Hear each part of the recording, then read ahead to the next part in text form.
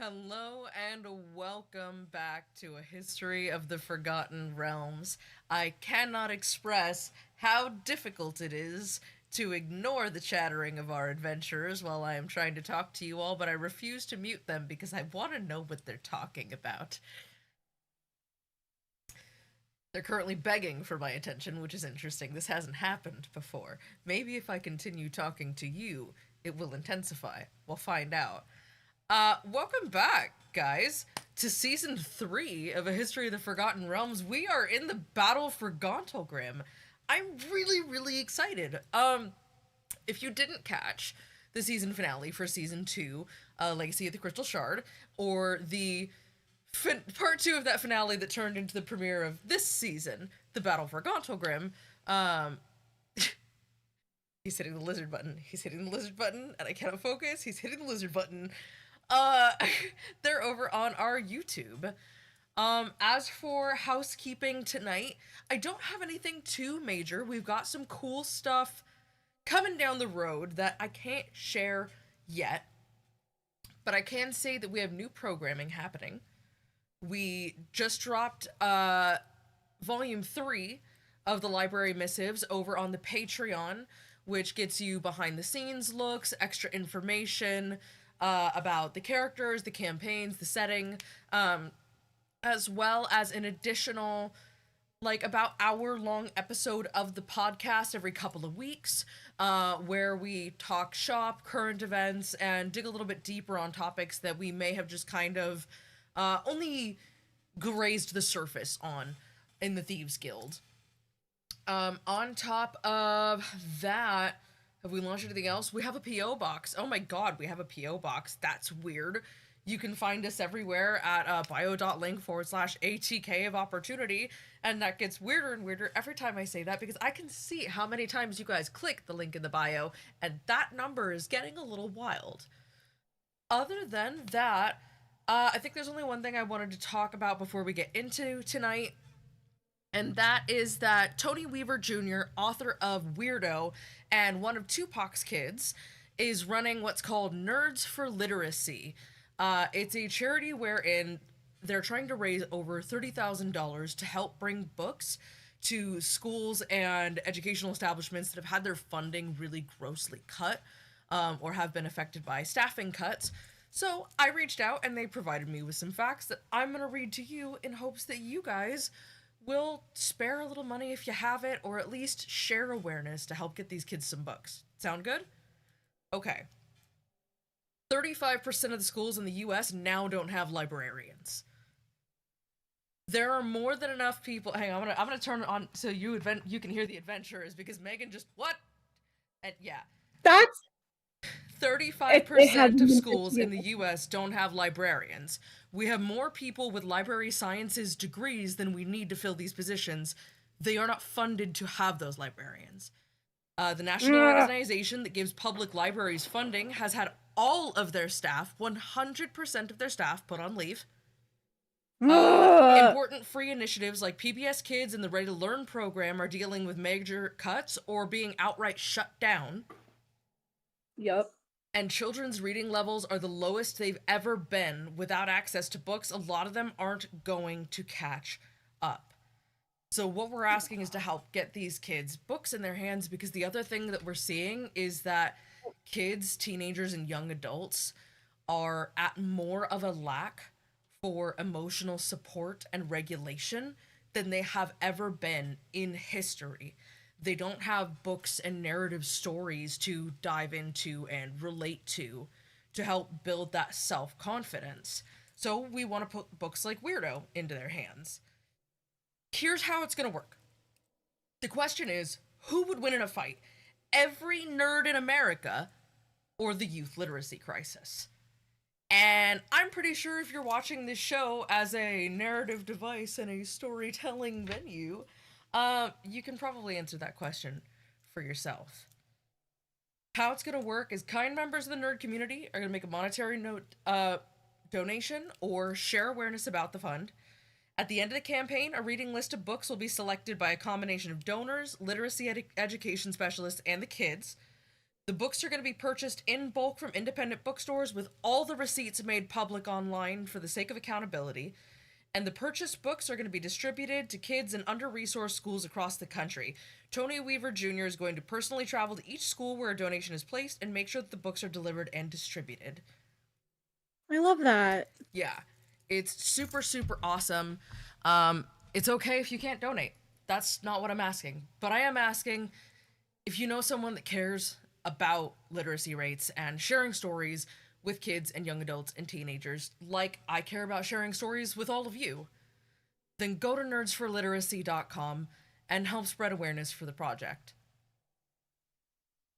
That being said, I think that's all of our updates for tonight. We lost a viewer during that. They can bite me. I saw it happen. I said, hey, we're doing cool things, and they said, literacy's fine. That's alright. I'm gonna bring our adventurers in. How's that sound? Oh, hang on. Where'd it go? Vertical! Hey! Hello, adventurers! Hello, Hi, adventurers! What's up, guys? Muted that whole time. Yeah, you were. Damn. Ah. I am missing. You're missing? Yeah, Vincent's where I'm at, I'm and where you're, Vincent and you're where is. Vincent's at. Ooh. Look at It's like, that. man, Techna has already okay. given us some issues. What the crap? Like, man, Stu looks an awful lot like Vince right now. That's Well, scary. and there's two of our DM staring at each other. No, it didn't fix it. And yeah, I'm staring at myself for some reason. This is jarring. I'm jarred. Okay, well, I'm gonna fix that. Why don't you guys collaboratively tell the audience what happened in our last episode and where I last left you? Why don't you go ahead and give everyone a recap through your character's eyes? Let me pull up my notes. Imre, let's start with you, because I do know you kicked off the session. Yes. It ended on a Yes. cliffhanger, and then it went straight to you, so I'm going to leave it to your capable hand. The reader of All right. minutes. I would say let's recap Imre. the last two sessions, though, actually.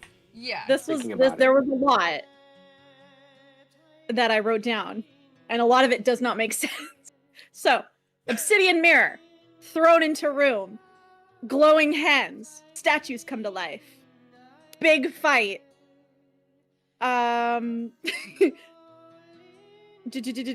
We're still fighting in these notes. Stokely, the Silver Shield dwarves show up and help us out. I In the get big fight. black ice arrows. The Lich drops from the ceiling when Dritz kills Oral, the Frost Maiden slash. Oh, I can't curse yet. It hasn't been 15 minutes. Dang it!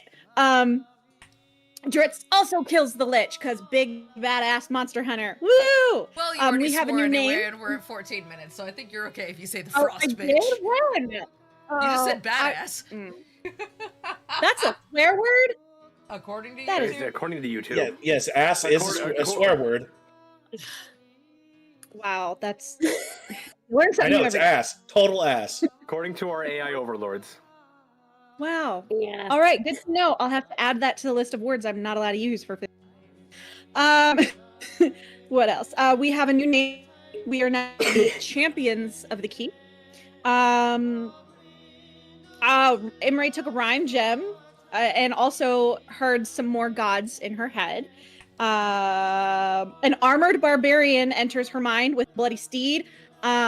Question mark on who that is. Booming voice. Tall male drow, 2 swords. Jax returns. Dritz gets a cool new sword.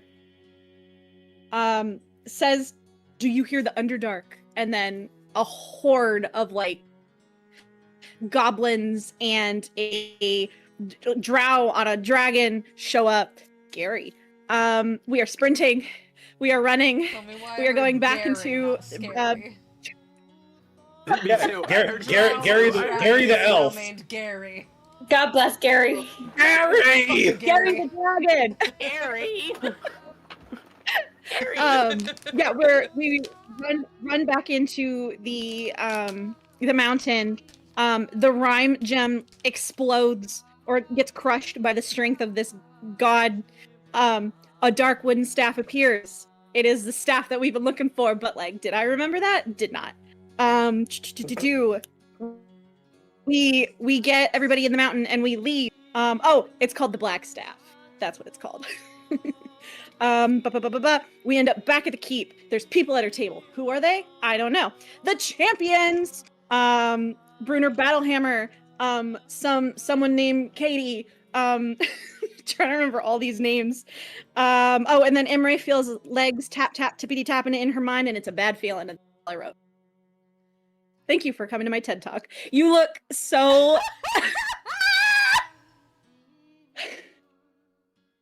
You get a golf clap. So should I do this every time or no? Please I did. do, because oh my god. Jarlaxle is not terribly tall. He's taller than you. He's not terribly tall. I wrote But he tall. did return with 2 swords. Yes. It is a black staff. It's a black staff. Not There are the many. Black Staff? No, there are many black staffs. There is the black staff of Waterdeep. The black staff is somewhere else. This is a black staff. You don't know which black staff this is yet. Okay, I'm gonna write that down. So we're talking The about the Applebee's on 5th and companions 43rd, or on the of one the I'm hall. playing and You guys are the champions. They are the companions. Oh, did I call them champions? You I'm did, sorry. yeah. I Yes. wrote down champions. And Close she would enough. punch you if she Champion. heard this. Her name is Caddy Bree, not Katie. There we go. Caddy. Cat for short. Gotcha. So I can't read my own writing, is what I'm hearing. I can't. I mean, I can't Well, read. Ranger who can't read, I mean, that's on par. Listen, wow. I am more of an animal people than a people. I had a different education. Do you have any questions for each other about things you may have forgotten? So many questions that I Mm. cannot remember.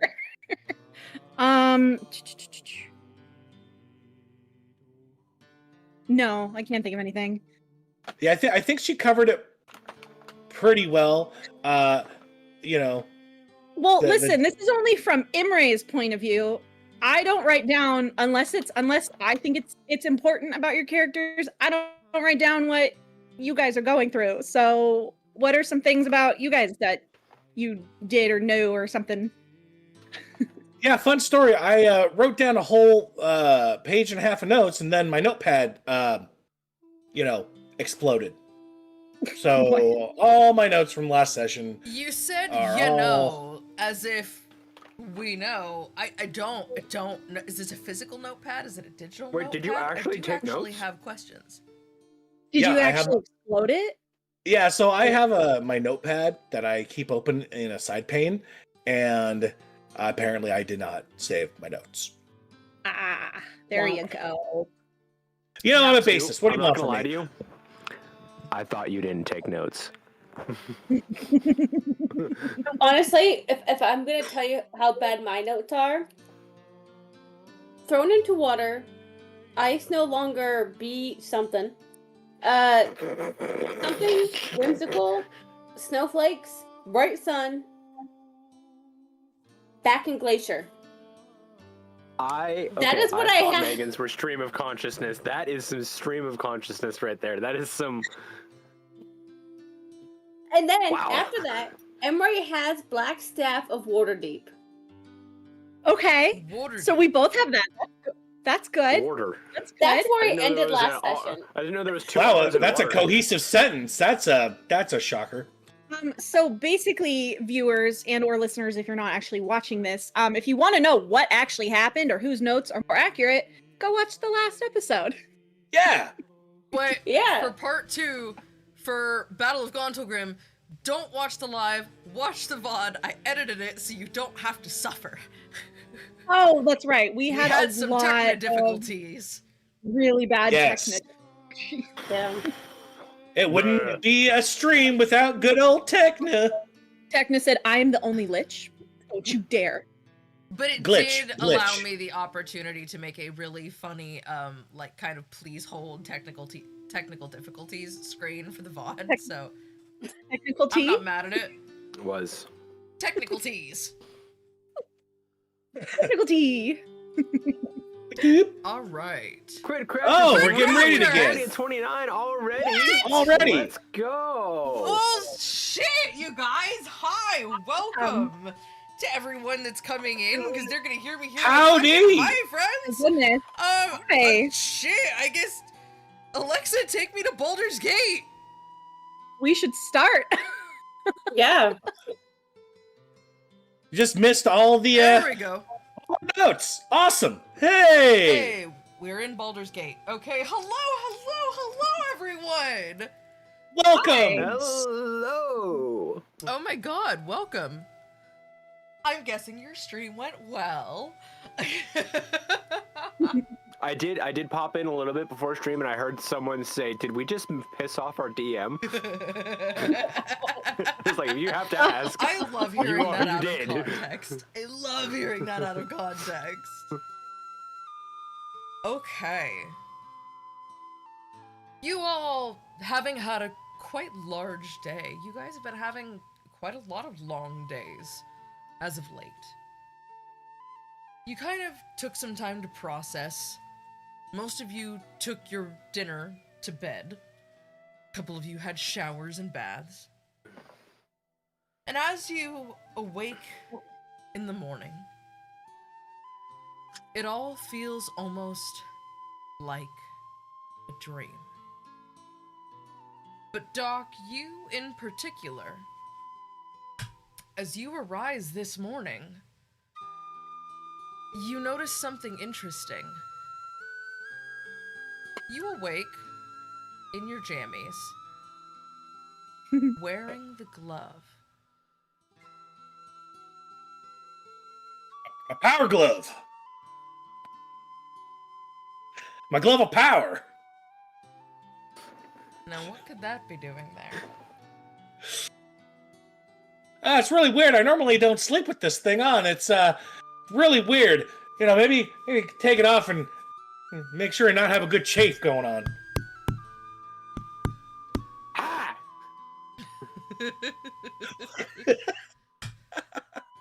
In the back If of this your is- mind, well, the front of your mind, in all of your mind, you hear, hellos, testing 2. This is Gas School. I am trying to reach Doc. Doc, can you hear me? Doc, come in.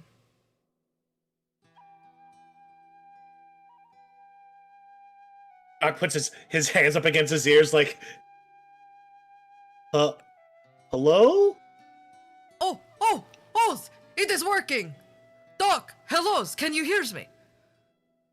Gaz, what are you doing in my brain? This is very not great. How are you even talking to me? What is Friend, going on? I How? am How is this even possible? I am not in your brain. It is. Well, no, It is magics. I need you to do something for me. Have you been to your father's shop? I mean, quite a few times. I need you to find a book. It has a mirror on the front with a lady's face coming through it. It's a Martin. Shit. I pull out the book that. And it cuts off. Hello?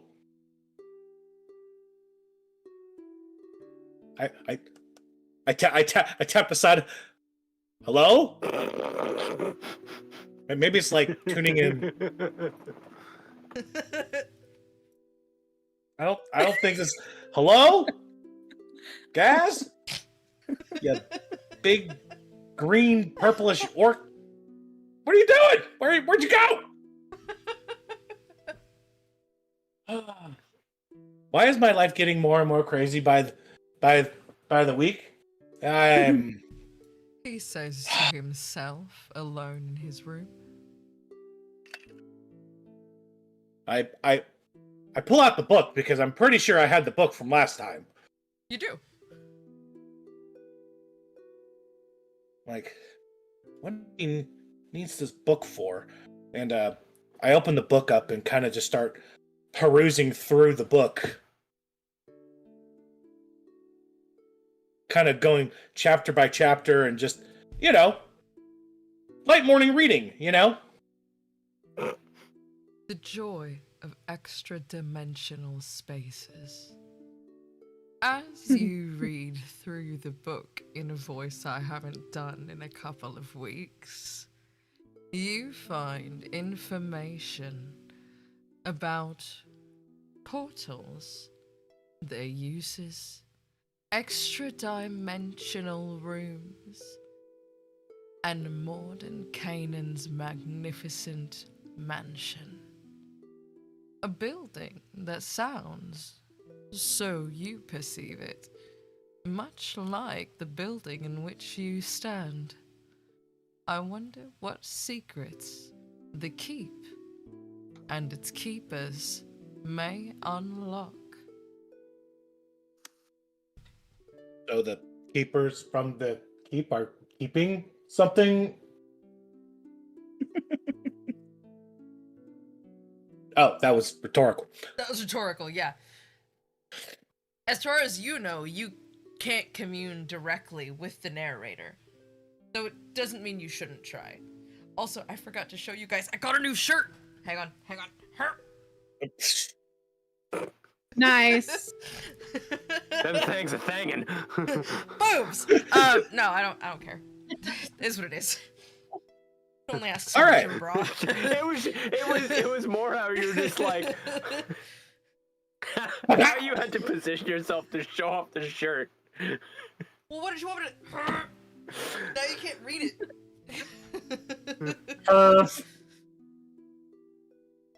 All right. Well, that's an interesting way to start the morning. That's not at all creepy or foreboding.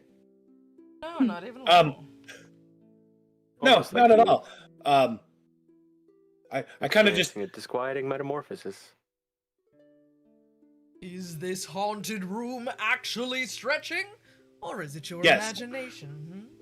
No, it's stretching. Pretty sure it's stretching. Stu's banner starts to stretch up the wall behind him. Yeah, it's good construction. Sorry, go ahead. Yeah, I kind of get myself in order and dressed and making, I'm dressing very carefully because my privacy has now been invaded by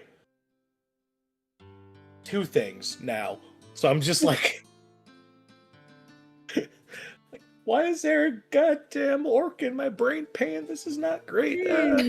I wonder if that's how Imre feels. Welcome to the club. From Give the us back you're of your just mind, crazy. you just What's feel in it your head? seething. It's distinctly Imre flavored. Like, Hmm. please. That's what it sounds like. Imre flavored. It's like Cheeto dust. Like was Cheeto dust, but Okay. And right, if you were to Dry. have a flavor, what would it be? Or cotton If I were candy. to have a flavor, ooh, If you were to have a flavor, what would it be? Probably cotton candy. Oh, Um, why so? Or Sour Patch Kids. well, I was gonna say probably cotton candy, and then you like the flavor hits you, and it's more kind of like soury, but it's still very good. All tastes right. like discount cotton candy. Yeah. Mm. So your flavor is the worst version of the worst candy in the world. No, the worst candy in the world are circus peanuts. Oh and no, candy corn's worse. corn. You take that back row, will boot you from the call. Candy Chat. corn's worse. Who doesn't like candy corn? I don't. I don't. You're all You're getting outvoted. debuffs. All right, I so love it. session done. The DM has been outvoted by everybody. She's going to estimate all of us. So she has no party left. Bye. Good night. No, I just said I was gonna give you con debuffs. I start to Wait, head on offense. out of my room. I head on out of my room downstairs to, after I've gotten dressed and thoroughly not creeped out by my voice in my head. Very not creeped out. You look so not creeped out. Yeah, I just.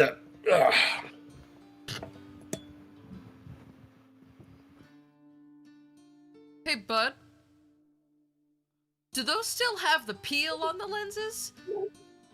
Or are they No, just they don't, really actually. scratched off? They look Yeah, foggy they're as shit. Well, yeah, because, very foggy. There's a commercial break in progress. Oh. Well. Not shit. on my end. Not on my end. Yeah. Oh, well, I don't have ad free, so. And neither do I. I just Neither have do ad I. blocker on. I rob from everybody on principle. Yes. Oh, that's so weird. Yeah, if you steal from Whole There we Foods, go. I don't judge you. They're owned by Amazon. Jeff Bezos has enough money.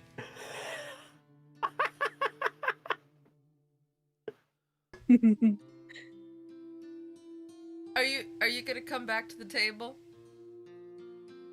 Maybe I'm in a lot of pain. Actually, this is not easy. Oh.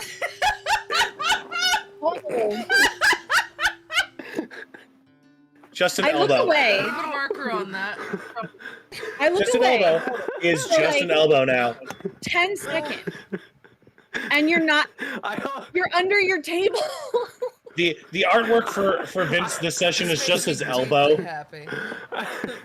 I also pointed my Like mic the down snake. at me too, so I could get picked up. My God.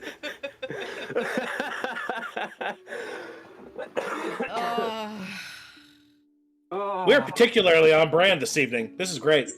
Oh God. Oh. Welcome back. On brand so far as like we're Okay. still in the tavern. We have gotten like a 2-minute conversation in the last 30 Well, minutes. If Actually, you consider you're- one you're person all talking to fairly themselves, coming down to from your rooms. But if you would each take your turns, telling me what you do with your morning between the time you open your eyes and the time Megan figures out how to open that fucking bag. I'm over here watching her struggle, and I'm just like, I'm so sorry. I had After to 2 drop pulls, my mic. you know what I you could do? not get this open.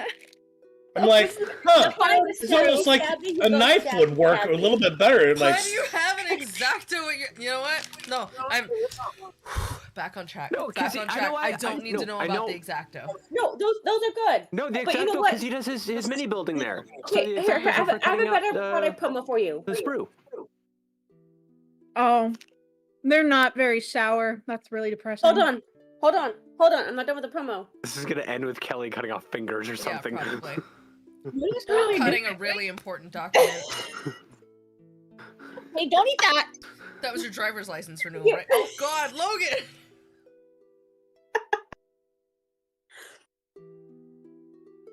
I'm back. Okay, Roosevelt, after showing Emre how to use a tool to open a package, I'm gonna go downstairs and get some breakfast. Wonderful. What do the rest of you do? Breakfast sounds fabulous right now. Breakfast sounds fabulous. Okay. Yes. I am slowly gonna rouse, and I'm gonna pull out my little map that I have, and I'm gonna Sure. do a little more wandering, but not for long, because I know I can't take too long. but I am gonna do. I mean, if you got I'm up wandering earlier up than everyone on- else, I would say that I'll give you a little bit to wander. What direction would you like to wander? I definitely did not get up earlier than everyone else. Okay. So we're on our rooms are on the second floor, right? Yes. Okay. It's way too I'll head early up for to- that. I'll head up to the 6th floor for a little bit then, and then head The 6th floor? Okay. after about an hour. Yeah, after about an hour of kind of perusing around, I'll head back down. So, in the hour that you spend on the 6th floor, I'll say you come up through the stairwell. There's a little bit of noise as you pass the 3rd and 4th floors from patrons waking up, rousing themselves, and getting some breakfast. As you pass the 5th floor, you hear the hearty laughter of the companions, already seemingly awake for some time, or maybe they're just morning people, it's hard to tell. And as you get up to the 6th floor, it's a little quieter this morning. You come out the stairwell and enter a large kind of foyer. Like a big living room, almost, right at the platform of the stairs, with a deep conversation pit, ringed with deep leather couches, sunken into the floor. As you look ahead of you, you vaguely, hazily remember this hallway. You think it's the one you stumbled down drunk and tired when you wandered about a couple weeks ago and fell asleep on what you remember to be a rather nice couch. To your right... Actually, a few days ago. It was a few days ago. To your Yeah, right... it was. Oh boy. To your right, there is a large set of, like, dark wooden doors. They're glass, but they're wood, but they're glass, but they're wood. It's almost as if a tree began to grow and climb across the arch of this doorway, and someone simply sawed through the center and set some glass in and said, well, they're doors now. To your left, there is a large set of stained glass doors, framed in metal, with various kind of celestial designs, very astronomy, very like navigation type motifs, all the way up the large purple and pink and blue doors.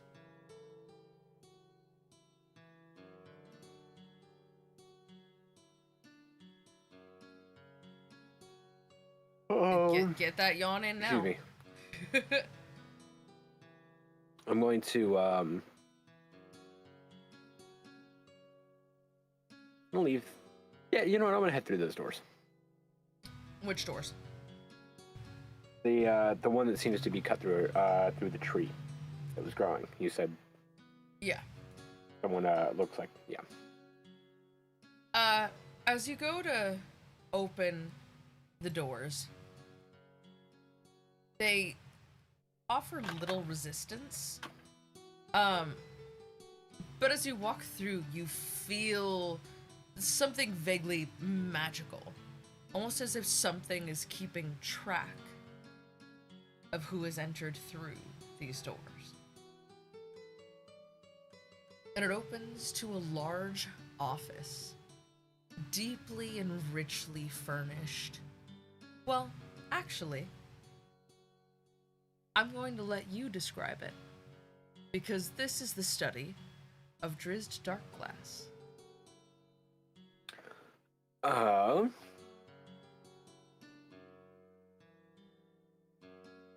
gonna have to bounce back and forth with you on this one because this isn't something I've actively thought of for that character, since I haven't been living with that character for a while. So, I'm gonna say that it's definitely a much darker lit room in the corner There's gonna be a similar table to what is in Duskshield's room, of where it's very clearly like in almost corner of for all of the alchemy kits, all of the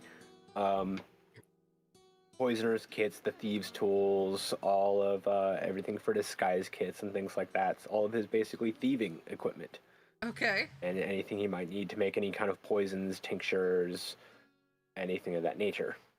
He's got all of that kind of in a nice corner, very neatly. It's very, very similar and very like, huh, that's I've taken the liberty of adding a closet for your disguises on there for you. As well as various armors, cloaks, and things that you've collected over your years of adventuring with him. Yeah.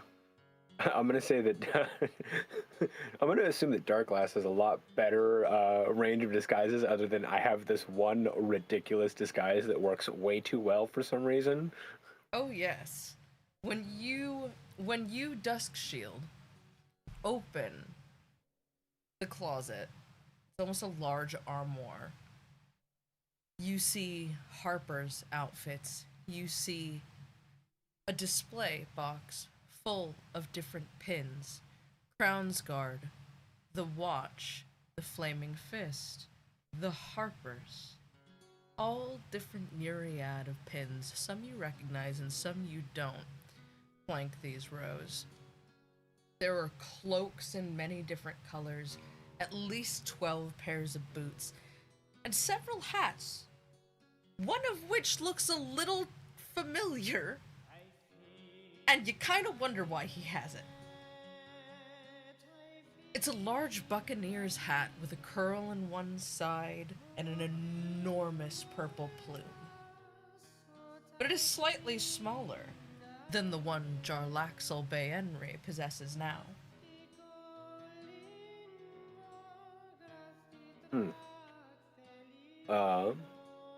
What else would be in Jarlaxle's room?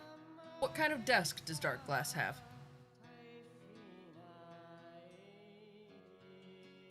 I would picture it be more of a roll-top desk.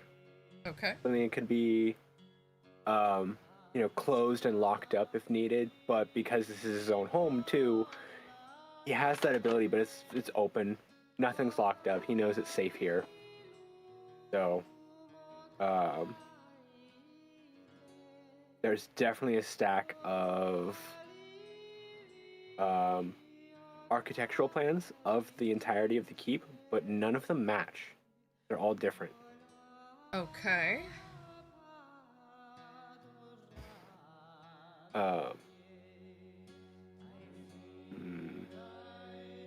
There's some of Alara's and Aurora's books there as well, as if he's, very, very interested in both of their hyperfixations and their interests, and is learning all he can as well about their interests from them.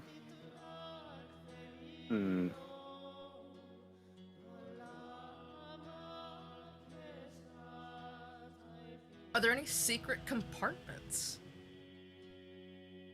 Oh, 100%, but there's no way Duskshield's gonna find them. Okay.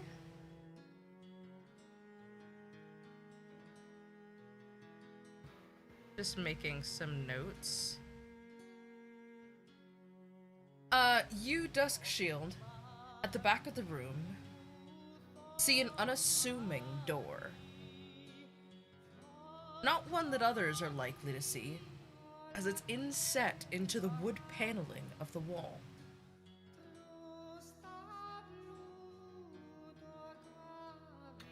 Because I've stumbled basically into my friend's room and study, I'm curious about it, but I'm not gonna go in uninvited. Okay. I know I'm already like being a little too nosy here, but there is something else driving me to be looking, but I'm able to go, that's pushed too far.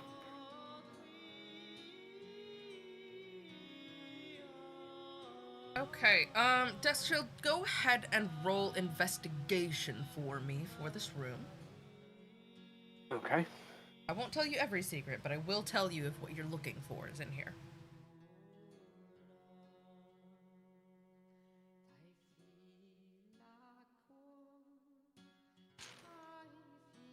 I have other things and suggestions and ideas of what would be in this room, but I'm not going to go too into detail with them. I'll say. Yeah, no, you and I Leave that can to the viewer discuss that imagination. later. For like actual drawings that I have. For now, I'm basically just adding furniture to the room.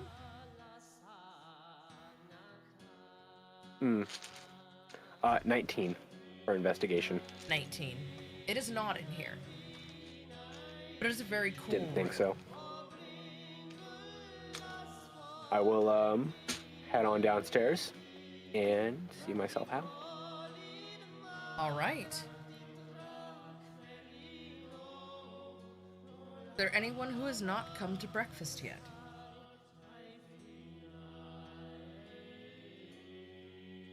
Wonderful. As you all descend the stairs, you notice that your voices are not the only ones you hear. Trouncing down the stairs with Dusk Shield just ahead of them, you hear the roguish laugh, bawdy laughter, and general chattering of the companions of the hall. As you all bound down the stairs somewhat together at this point, all having been roused by the wonderful smells of Aurora's cooking. You get to the bottom of the stairs, and you all look at the cozy corner together.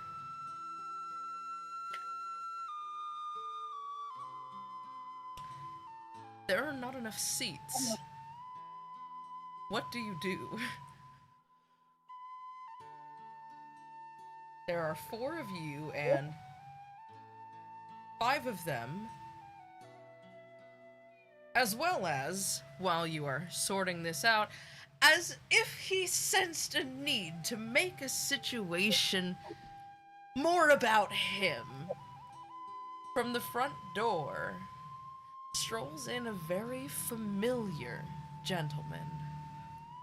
Well, good morning. I thought I might find you all here. Who has breakfast? And the companions all turn and just, oh, Jarlaxle, my friend! I'm so happy you could join us for breakfast. Where have you been? Tell us everything. We haven't heard a thing since you managed to find Regis and Caddy. Emery's like, Regis and Caddy. Caddy, yeah. They're all kind of catching up, and everyone kind of seems to be, like, trying to figure out where to sit. How would you all like to remedy this situation? Don't choose violence. Don't choose violence. Don't choose violence.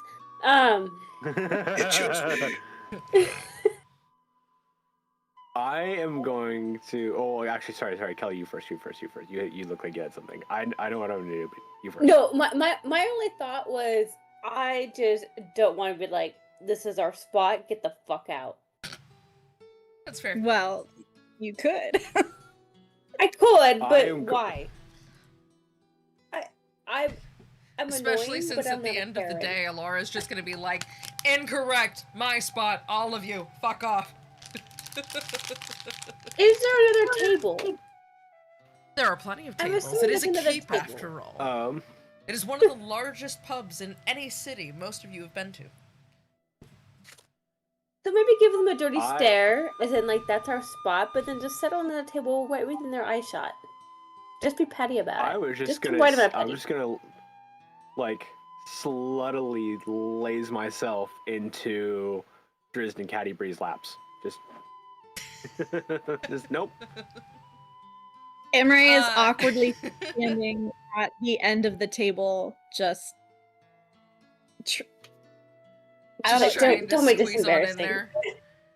No, she's like, I don't too many. I don't know what to do. Don't touch me. Too many people. Doc comes up with his cup of coffee and just kind of stands and kind of just peers between the different people talking, and just like strokes his beard a little.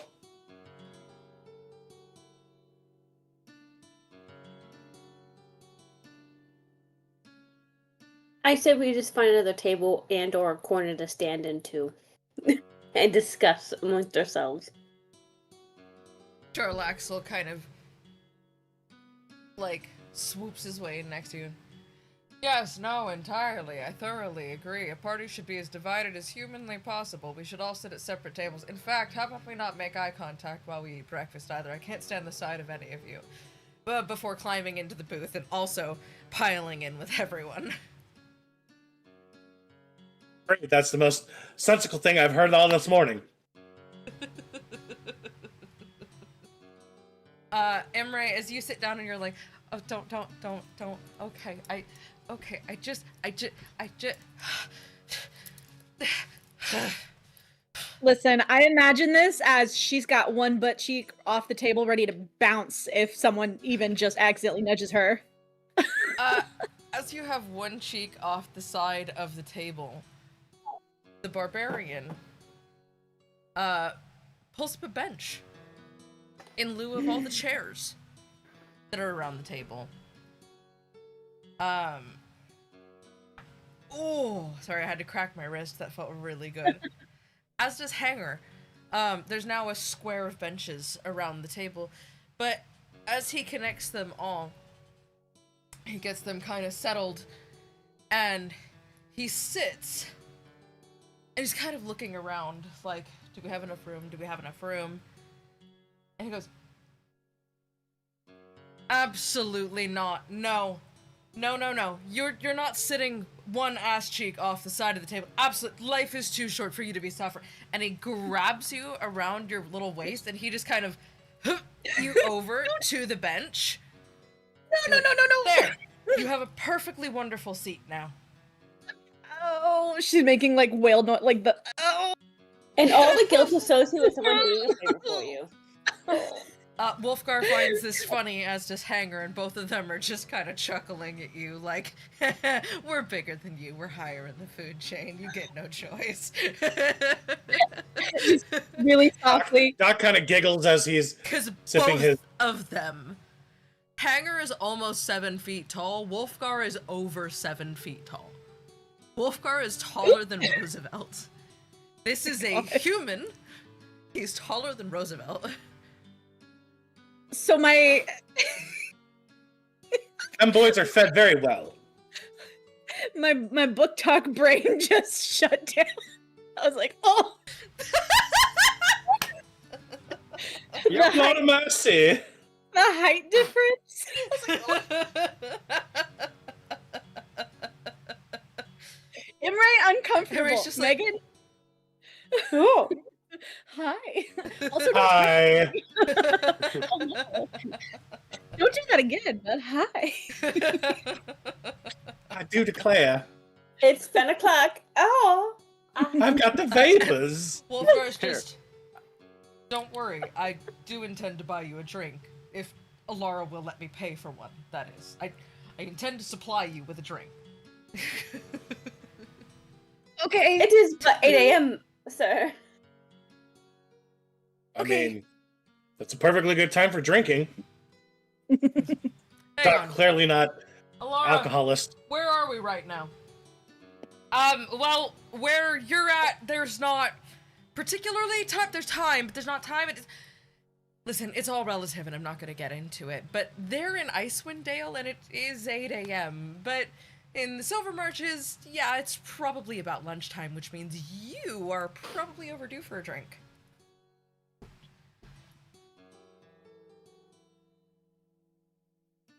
I mean, okay. So very uncomfortable. Okay.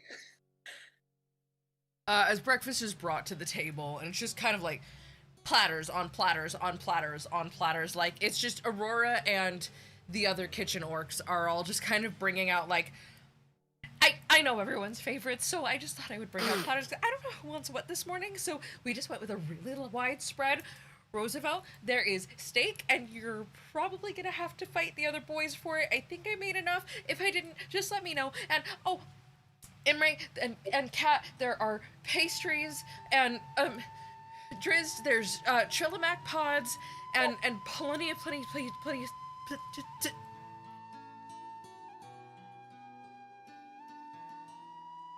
It is really hard not to stutter when I'm doing Aurora's voice because it's really quick and high up there. And there's not another letter for that. I mean, more than enough to go around, and there should be a little something for everyone. Oh, and, hey, Sven? And an orc sticks his head out of the kitchen. Can you grab the pitchers? Yeah, and the rack of bottles, too. Thank you. And Sven comes over with the largest tray you have ever seen, full of water, ale, mead, Arnold Balder, various breakfast juices, just giant carafes of everything you can possibly imagine. What about food? There are very large, kind of like family style, like vessels before all of you. There's a good amount of meats and steaks. There are some more pork-like meats and pork-adjacent meats.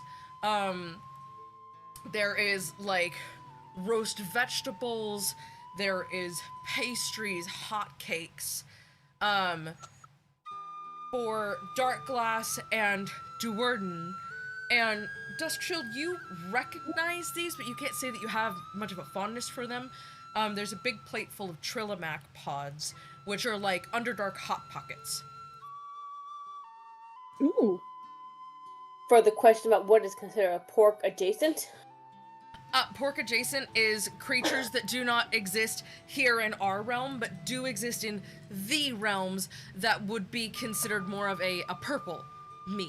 Something that starts purple and cooks to white and tastes like neither beef nor chicken nor fish.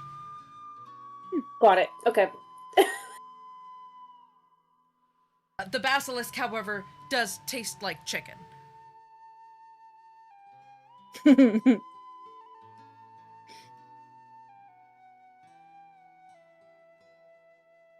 The chickeny part's the tail. That's true, it is, yeah. Ironically enough, cockatrices taste like snake. Weird. What's a cockatree? The opposite of a basilisk. The chickeny part's the head. And the snake part's the tail. Oh. Okay, so a basilisk is not a giant snake. A basilisk is like a chicken snake hybrid. It's got two heads. The chicken part is the think tail, and the snake part is the head. On a cockatrice, the chicken part is the head, and the snake part's the tail. I think the HP series has like ruined my version of basilisk because I'm thinking big ass snake. I mean, it's partly big ass Basilisk. snake. But a cockatrice is a basilisk, but bigger, Ooh. So much bigger. and it will petrify And you. apparently if it part bites you. chicken. Yes, both are part chicken. Cockatrice is just predominantly chicken. Ugh. Good times. Literally Also, scared of I have two degenerate things to put in the chat to test your degeneracy. So there's that. Come back to those later. I will find a picture of a cockatrice and a basilisk. I think if I were to try to type in cockatree and just phonetically, my algorithm would be completely fucked. Nope, it is spelled And like I'm it gonna get a bunch of sounds. stuff I do not want. it. That's what I'm afraid of. Cock, A Trice. C-O-C-K-A-T-R-I-C-E. Oh, trice. Cockatrice. See, okay, I Cockatrice. was thinking cockatree. So I already was on a bad page.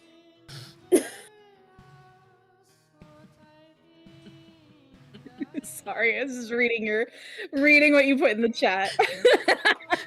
And you know exactly how I read that this morning and went, what kind of monster did you... They meant the energy drink.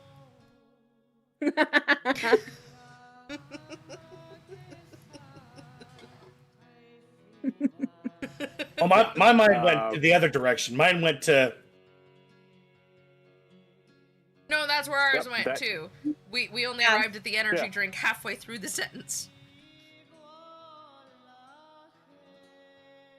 Yeah, I should probably That- read that ahead was- further in sentences before my brain starts going into degeneracy. No, that's as no fun. This everyone's, is a basilisk. as And- everyone's kind of eating, Cockatrice. Aurora and Alara God. and Dark Glass all join you as well.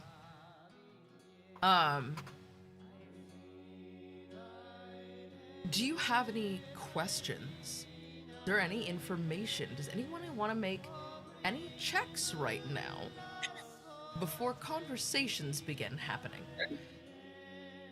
So you say this, and I'm thinking, ooh, I need to make a check, but I can't think of anything. Okay. I have the book open, and I'm still reading through this Mordenkainen's book of shenanigans here. Where are you sitting? Around the table, Mordenkainen's book of clockwise. Shenanigans. With 12 Yeah. o'clock being by the fireplace. And 6 o'clock being by the outside of the nook. Oh, outside of the nook, because I was kind of standing on the outside of the nook, so I kind of got the book open and my cup of coffee. I'm just kind of So, trying to take it all in here. as the back of your book faces the Drizzt and Caddy Bree, who are, by the way, happily holding desk shield, they're just like, yep, make as much room as you need, friend. Drizzt is just kind of like, do you want me to grab you? Yeah, okay, I'll grab you that. So no one has to reach up and across the table from laying in people's laps. And Caddy Bree, you notice, is staring intently at the back of the book. Where she goes, you said your name was Doc? Hold on a second. Let me get that. Let me get this set up here.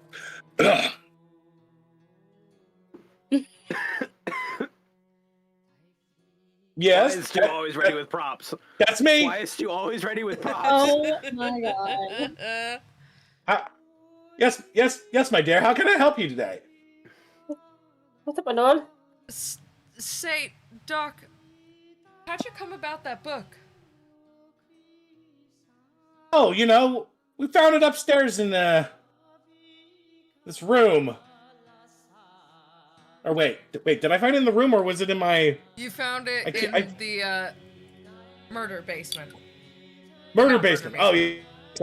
Sorry. Your dad's not murder basement. Ye old murder that- basement. It was in your dad's shop, not to be confused with your shop, not to be confused with the portable shop.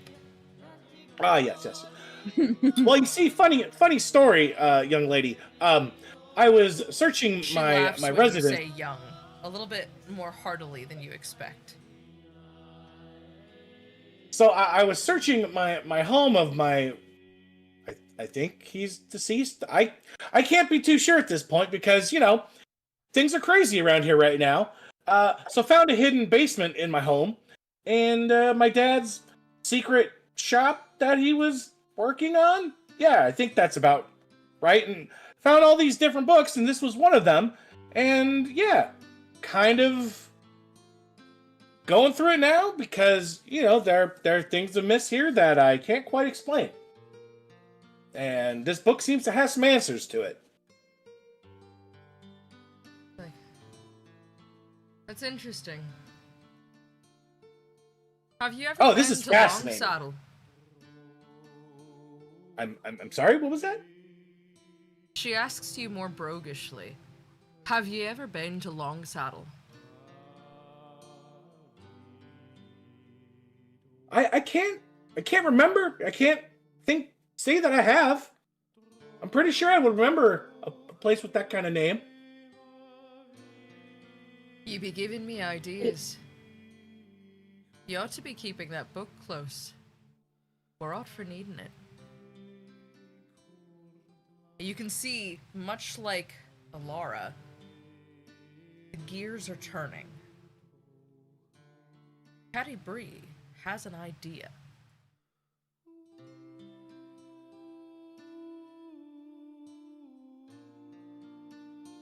What's everyone reaching for breakfast? The cheese. Cheese? Eggs. Eggs? The Okay. unborn. Cheese and beef. Cheese and beef? Okay. Emery Listen is here, going to Emery is going to experiment with some, is there like any toasted bread on the table? Let me see. Let me check my notebook of foods. How is one experimenting with toasted bread? Just out of curiosity. You'll see. Oh God. See. Okay, so I just ask you. It all can't the get any worse than an ingredients English breakfast with it includes baked beans. Sorry to all the Brits out there. Beans. Blasphemous. I'm fuck? sorry. Absolutely disgusting. on the plate of breads in front of you, it's like it's almost like a long, wide wooden board. It's like a charcuterie board, Okay. but for baked goods. Aurora is taking this mission very seriously. I love that. There is what looks more like a sweet. There's a sandwich. It is red with a gilded stripe across the top. It's actually quite lovely. And on the inside, you see cream and raspberries. There are a bunch of small slices of bread, each with different things atop them. You see cheese, you see apples, you see cured meats. There is a freshly sliced large loaf of bread that is just steaming. And as you kind of like try to get the smell of it, it's honey and goat cheese and herbs and just deliciousness. You're making me really. Further down the board, there are some sweet-seeming rolls with icing on top and jars of preserved fruits. Along the other side of the board, you notice they're almost pods. They're made of different doughs, different types of bread. Some of them look crispy and flaky, some of them steamed. But when you kind of pick one up to kind of figure out what it is, it smells savory. The most intriguing of which, though, is actually, it's in two pieces. It appears to be a sandwich, but it is kind of ensconced, like imprisoned, entombed, surrounded by bread. But you see what you think to be ham, you see cheese, you see preserves, and powdered sugar. Quick crafters, now you're hungry, I'm so sorry. I know exactly what that is. I know exactly what that is too, and that sounds so delicious, and I really want to make my only head went to, where does the discussion go for team? Is it a sandwich? I really want to go to the Mouse's house now and get one of those at the Square of Orleans. They have mini ones now. They have mini ones. They're so good. Oh my god. Oh my god. The Mouse is making all my money to food. Well, that's all well and good. I had a specific thing that I wanted to make, or at least Imre tried me. So toasted bread, some kind of like thick cut ham, an egg, maybe a poached-ish kind of egg, and some nice creamy sauce to go over it. As you're kind of looking around, and Aurora goes, "What are you looking for? Is there something you wanted?" And you kind of describe that to her, and she goes, "I know just what you're thinking. I'm so okay. Hang on, cause I already made a sauce, but I didn't commit to eating yet because I wanted to get all this out here first. Okay, do you want cured fish on it? Do you want meat on it? What do you want? Oh, what kind of protein do you want on it?" I was thinking like kind of like ham, maybe?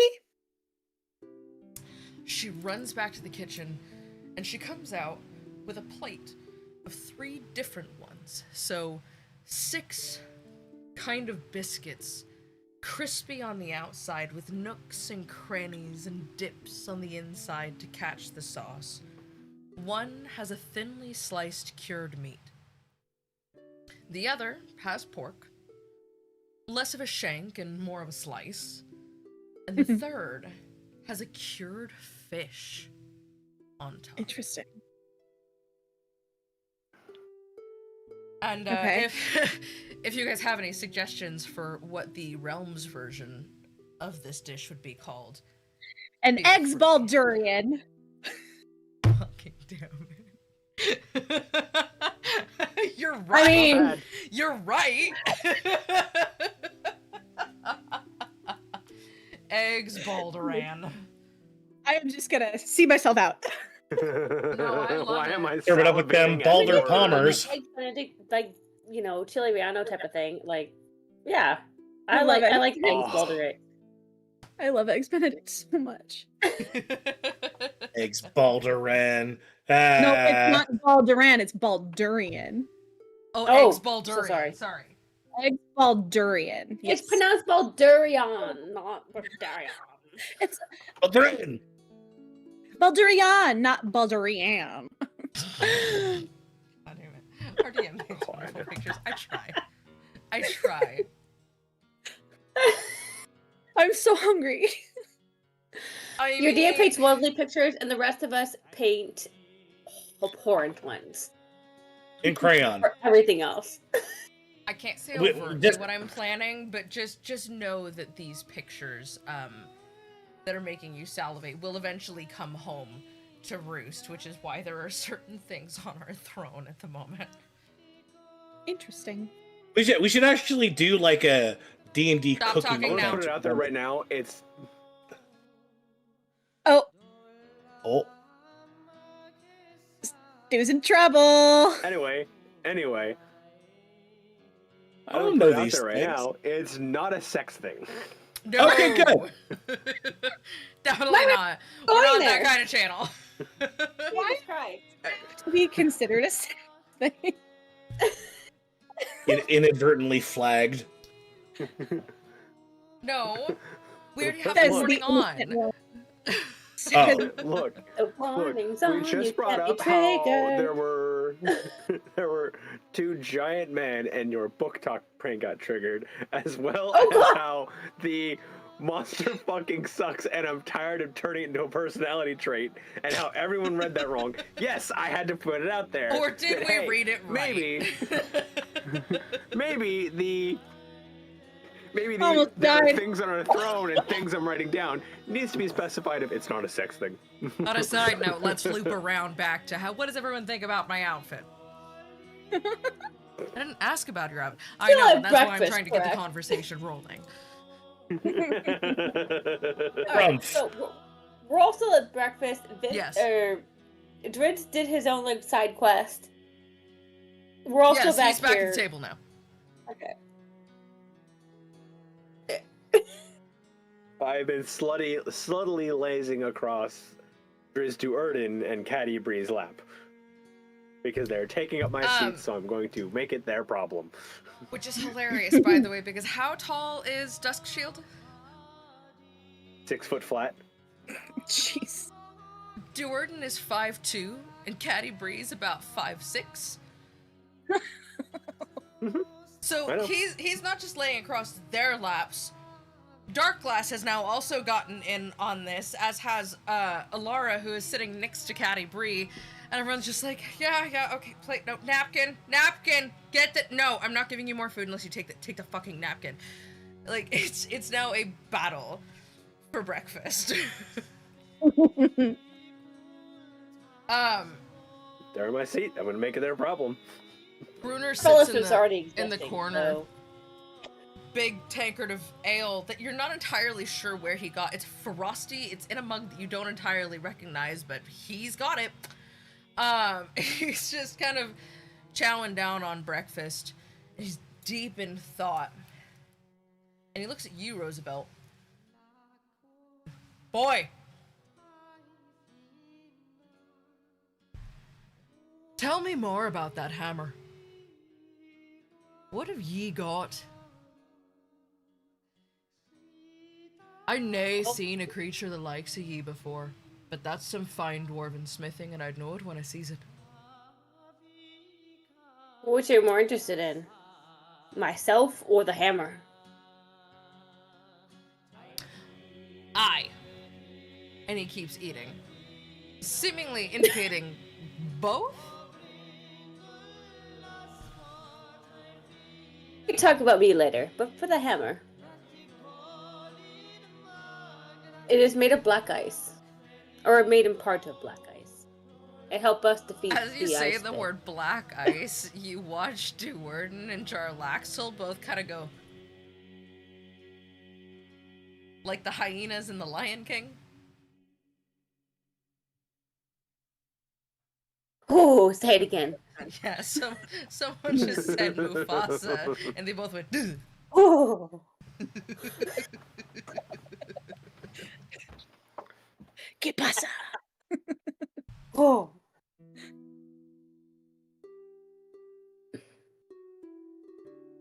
You can keep talking, it's just an observation.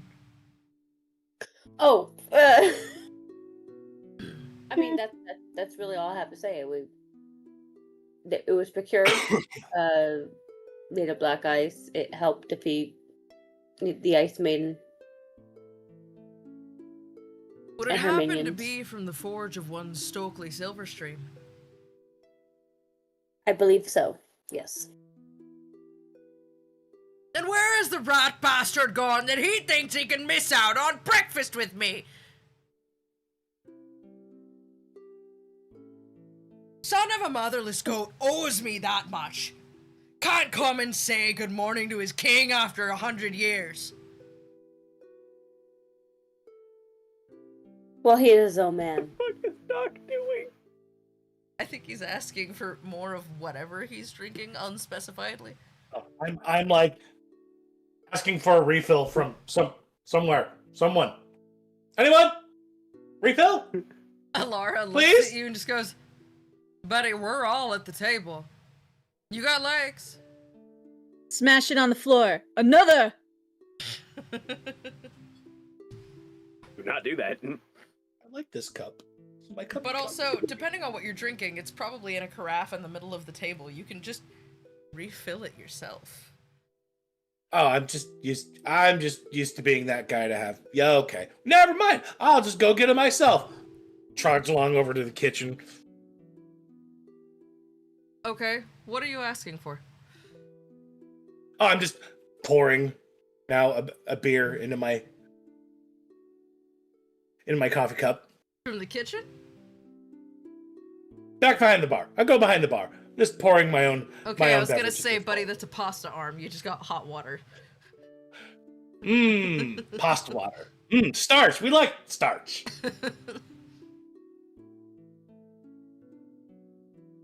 Yeah, I head on back over.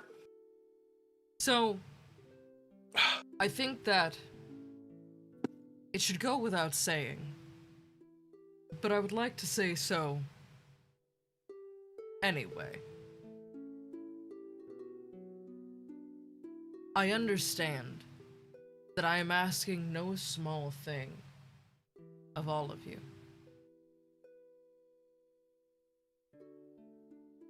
And I understand that the sacrifices will be significant. But I need you all to know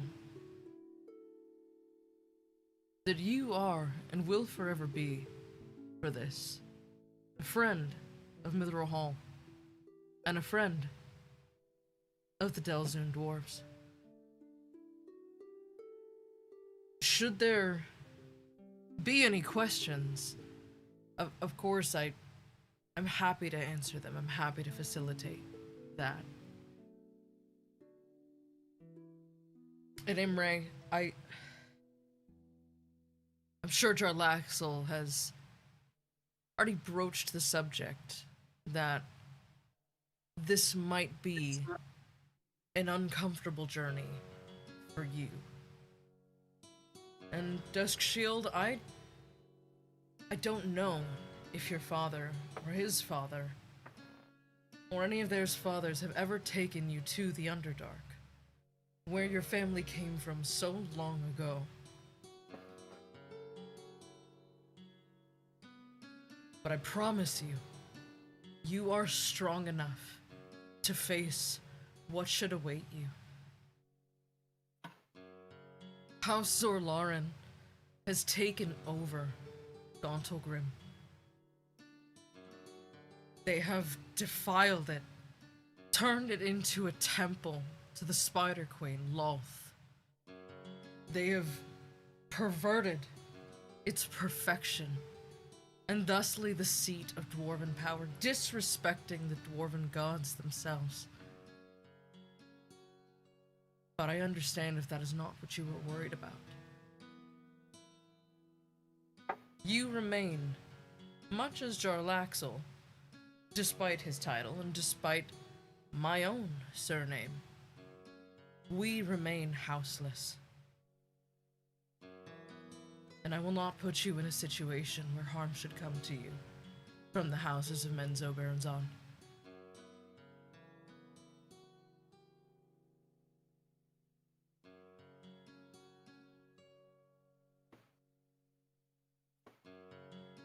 Imre is kind of like squeeze her body together and be like, I don't know what we're talking about, actually. I don't really know a lot about the Underdark. And Brunner just kind of chuckles to himself a little and goes, "Aye, me girl. It's probably best that you don't know much about the Underdark, where we're going. Just know that I won't be letting them damned drow take over my city. It is, has been, and always will continue to be Gauntlegrim. And we'll be making sure of that."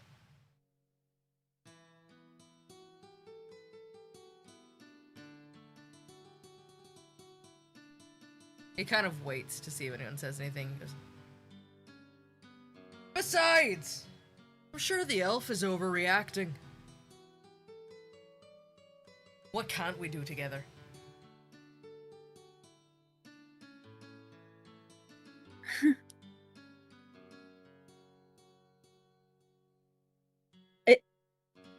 Is that a rhetorical question?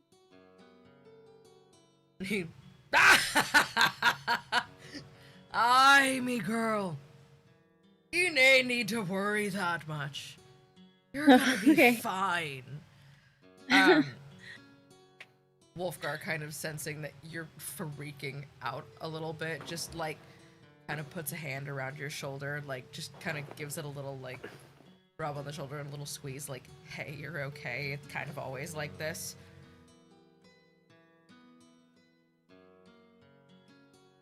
Lot of things that people have said that I don't know anything about, and I just don't know how to feel about it because, like, I was, and it just kind of makes me feel like a really certain way. And it feels like really, really bad, and I should probably shut up because I don't actually know what I'm.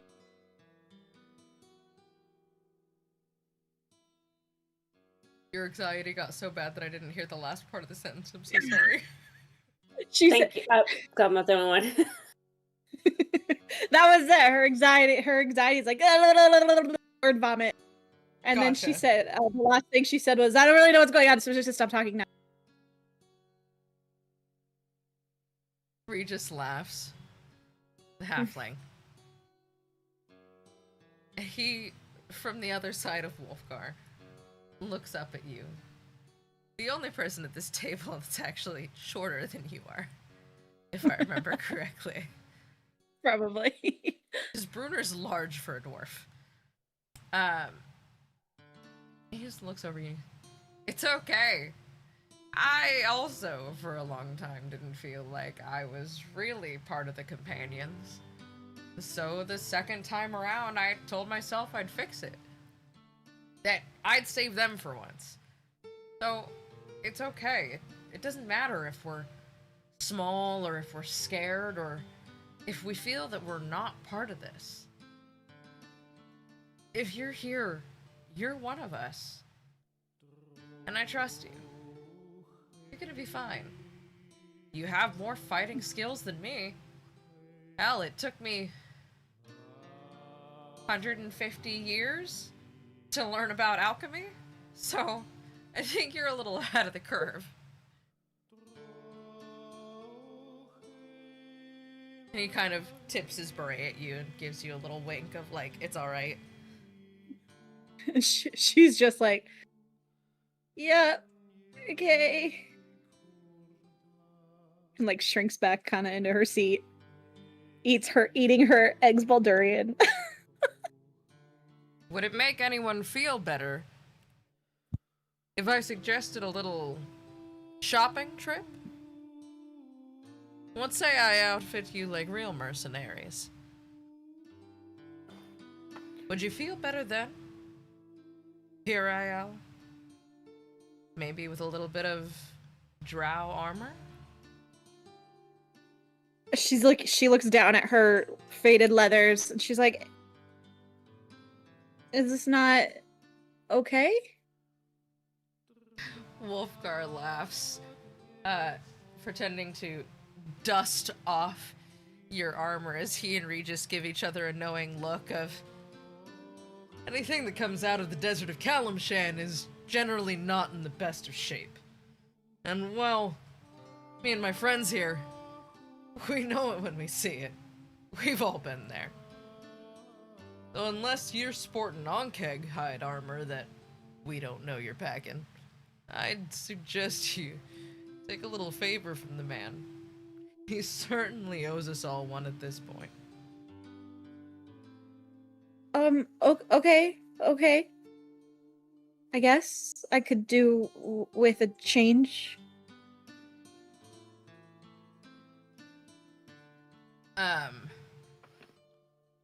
Regis looks across the table at you, Dusk Shield,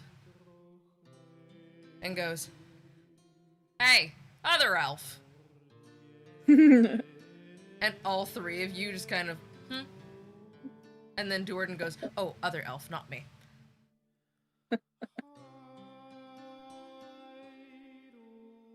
Yeah, what's up? Wolfgar and I have something to take care of. You're gonna be taking care of my friends. Do you need any help in the way of healing potions, restoration? Do you guys have a healer or a kind of multi-use magician among you guys? Or do I need to be taking care of you before I leave? Dang it, I was muted. And Marigus, she immediately goes, I know cure wounds. I know cure wounds. Like she's really excited that she knows cure wounds. I'm gonna like sit up a bit. Actually, ever since the cult of Loth was brought up, like I have stopped being like a bit of a like dickhead, and like things have gotten serious since Loth has gotten brought up. But as I'm sitting there and as Regis asks this question, I just give my neck a little nick and start playing with the blood in the air. And just... I can't heal in the traditional sense, but I have my ways. And just like Hemomancy. I thought put that that back died in with House and of Blowdrop. close. I'm happy to see that continues. Well, there's good ways to wield it, and there's bad ways to wield it. I try to stay on the right side of things. It can be a powerful tool. And I trust you. Mostly. 200 years will give you a keen sense of somebody who's not using it for the right kind of things.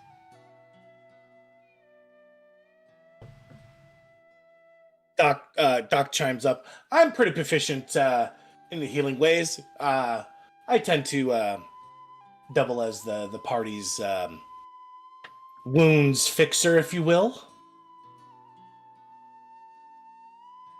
You may have well said humans.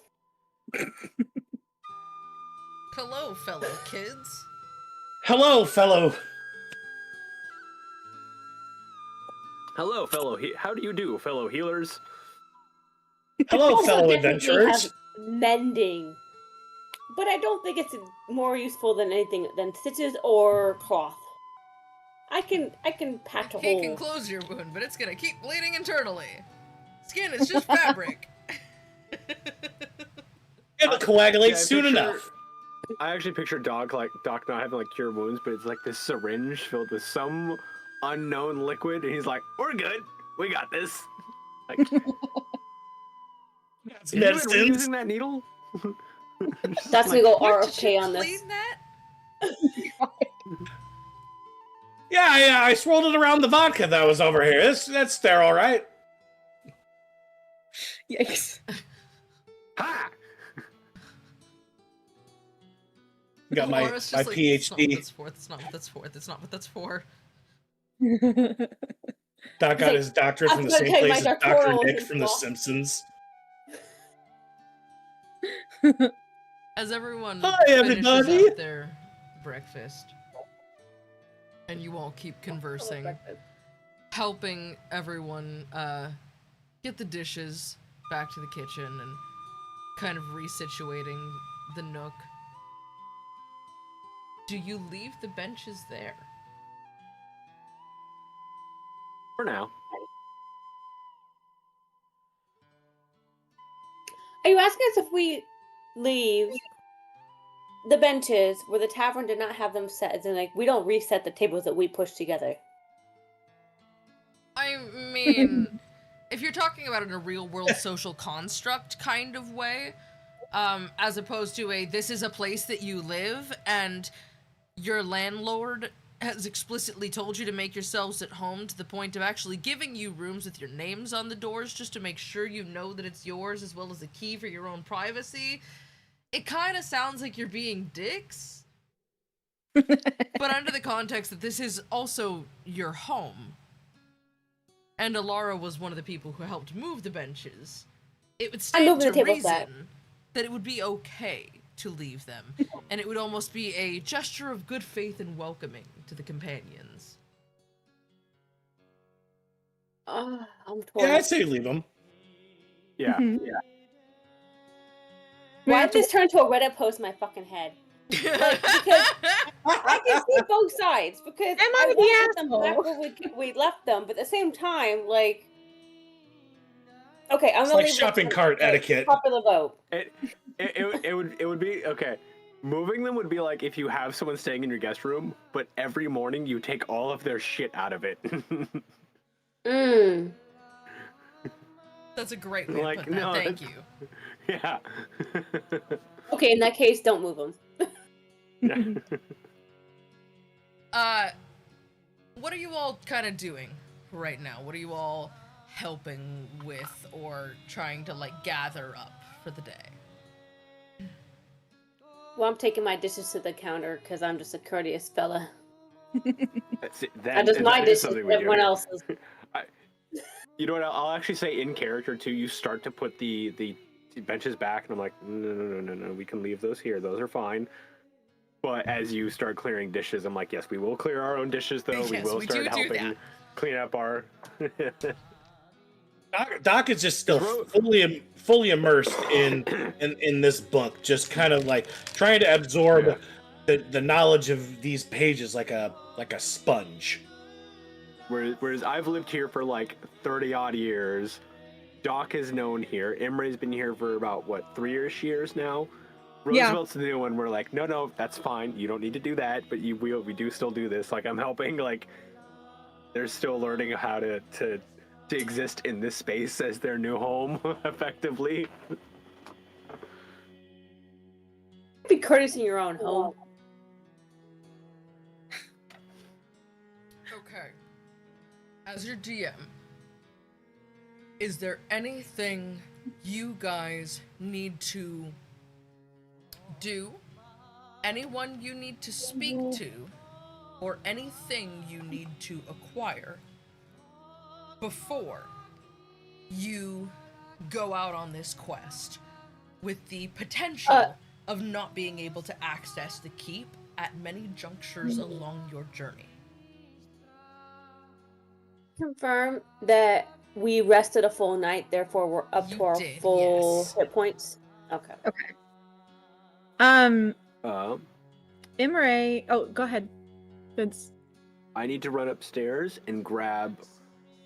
I'm gonna grab 500 gold for Doc and Imre. Ooh. Another 500 for myself, and then 1,000 for Roosevelt. So that we all have 1,000 in walking around money if we need it. And then I know that Jarlaxle said he's going to help us outfit us, so we do need to do that. Mm-hmm. But otherwise, I think we're good. Okay. Imre would like to get a message sent to her family Okay. in at the Friary of Saint Amal.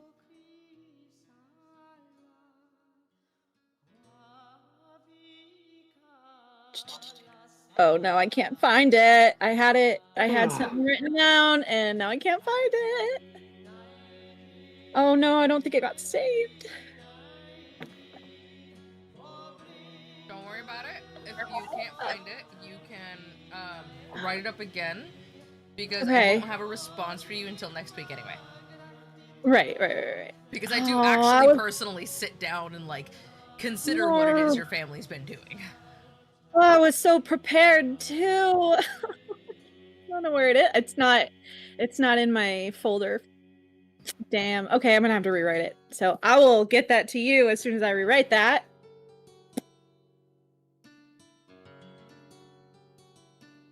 Dang. That's disappointing. Womp womp. Anyone else?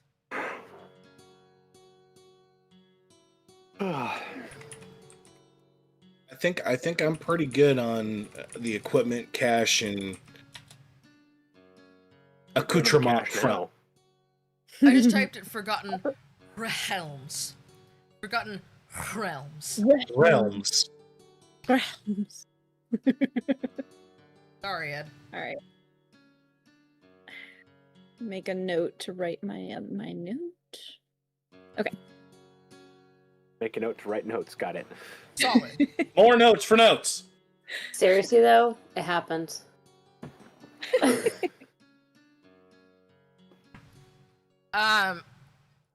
Hanger's like, well, I'm kind of along for the journey. I can spend a day with you guys. I obviously have to go back, but like, he seems very like, no, I kind of want to hang out with you guys a little. You're here still. This is kind of nice. Everyone else gets all of their stuff packed up. You have your day packs. Companions have theirs.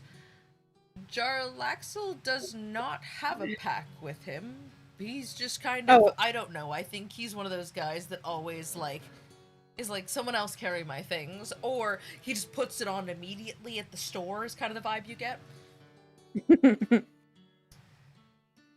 Packs as you go.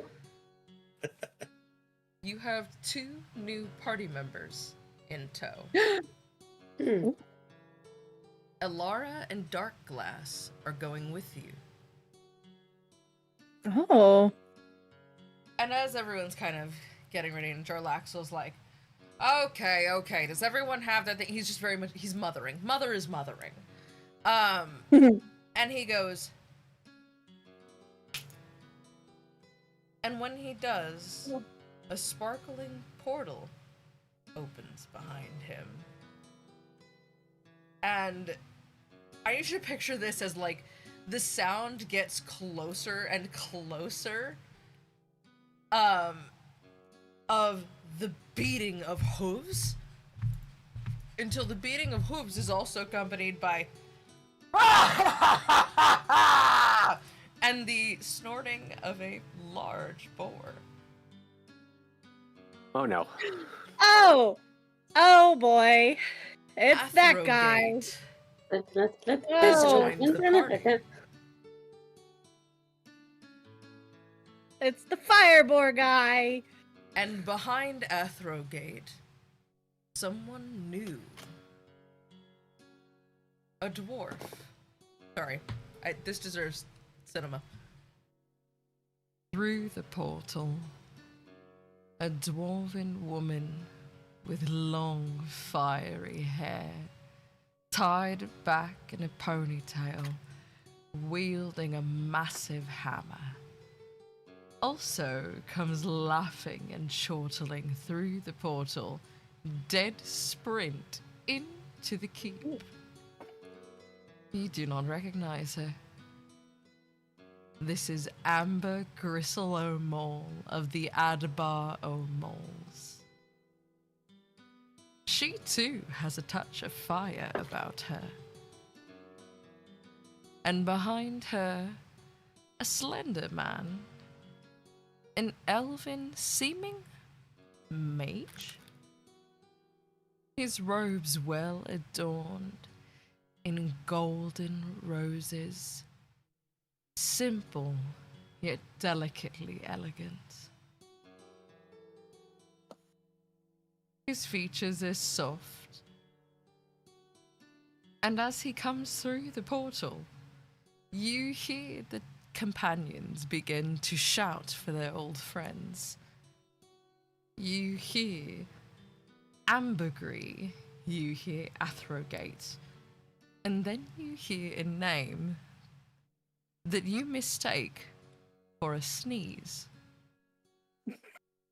Brother Afafrenfir of the Monastery of the Yellow Rose saunters through the portal. Can you spell that, please? Spelled like it sounds, unfortunately. A-F-A F-E-N-F-R-I-R.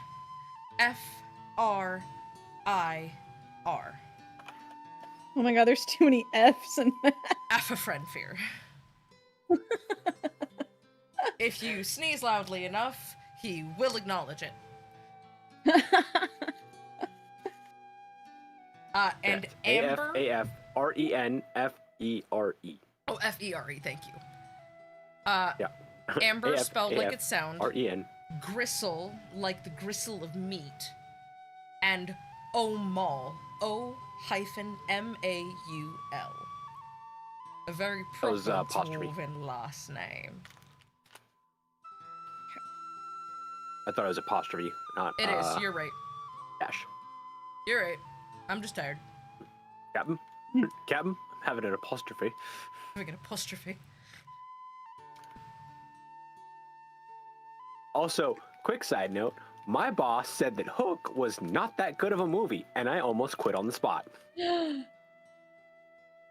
How dare your boss? I was like, I think I need a new job. I admittedly have not seen Hook since I was a child, and I do not remember much about it, other than Glenn Close is somehow one of the pirates. Yes. That is what I remember about that movie, and I thought it was really weird. Oh yeah, that's Yeah, people were acting like they had no idea, and I was like, I could tell through all the makeup that was Glenn Close. Well, as a child, I couldn't tell because I didn't really understand. Well, I could. I was like, that's Cruella de Vil. What is Cruella de Vil doing at Hook? No, Cruella de Vil was after Hook. I know. I didn't see Hook until after I saw, because I was Got Hook, it. I forget that you're younger than I am. Hook came out when I was like, what year did it come out? Hook? Yeah. I want to say like 95. 92? Hold on. Someone check it. Fact check it. It was like 91. 90.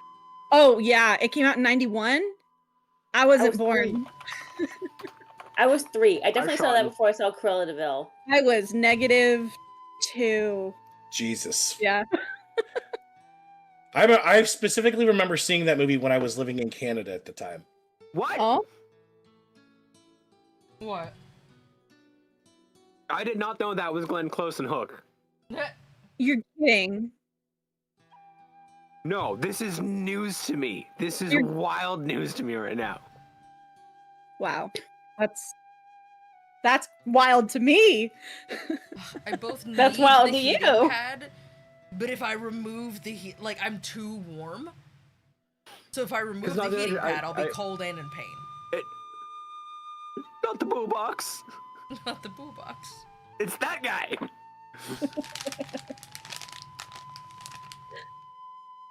It was an odd I had no casting idea. choice. I will give them that. Like, I why? have no idea. Crazy. That's crazy. As far as I remember, again, it's been a while since this movie as like a child. This wasn't an important character. No, it's the character they stuff in the boo box, and that's it. Like, it's a cameo appearance. Exactly. So their cameo Yeah. for one of the most well-respected actresses of all time Mhm. is unrecognizable. Like, what is the point? I wouldn't say The I point she is was fun. unrecognizable. Yeah, I think You want to say Glenn it's Close is one of the hysterical. most recognizable actresses? No, I said I wouldn't say she wasn't unrecognizable. If I you think that's know, part of the, yeah, like, side by side, the gag, sure, though. but Like, I wouldn't say that that's The obvious. party begins Rob to Zombie. leave without you. The DM Make sure he's got his has little. spoken. Doc, make sure he's got his portable work tool chest with him, and gets himself all cinches and starts chasing after the party a little bit. As they go out the door, yeah, I quickly follow suit. Trist Duwerden is attempting to lead the party like, yes, I know exactly where we're going, and he reaches for the door handle and he opens it. And it's Icewind Dale. And he closes it. And he opens it. And it's Icewind Dale. And he closes it. He goes, someone else should probably attempt this. And he kind of like sadly steps to the side. Does somebody want to help the elf? I will try to open the door. And hopefully Okay. not get Beetlejuice sandworms. Oh no! No, Oh no! I think if Imre opened the door, there would be sandworm. Probably. Alright. I need to look something up. Hang on. Let's see here. Oh no! Okay, first off, before I open the door, is there any markings on the door frame? Oh, of course there are. It's highly magically protected. There's a shit Oh god, ton. okay. Can I take a gander? Can I read any of this?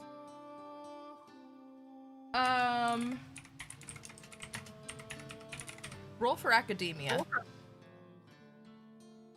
So it's gonna be a D20 plus your intelligence modifier. Yep. Oh, this is too big. Oh, that's too small. Where's my academia? Wisdom.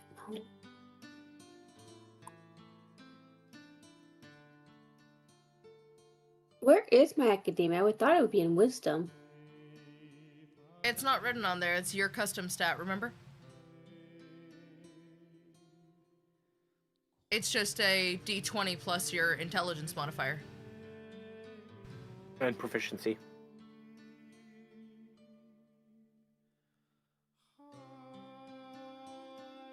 It's not on your sheet, sweetie. It's a stat we made just for you, so unless you Well, wrote no, it on no, no, there, no. you're My not gonna find intelligence and physics are though. Okay. 10 to 14. Some of them you do recognize. It's weird seeing these here, though. Some of this is the language of your homeland. The homeland from which your family hails is not of Phyr'eyl. It is not of this sphere. It is not even of this plane. Yet here, within the bounds of the keep, you find the language of Theros, plain as day, carved into the doorframe, casting protecting magic.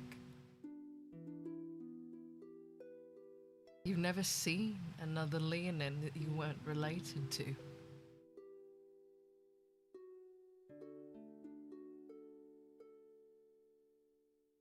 But also any other languages that you do have comprehension of, you will understand the protective magics in those as well.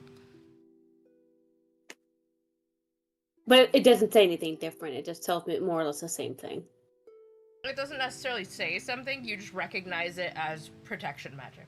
Protective. Okay. Mhm. Protective of what? Warding. It's keeping this building safe.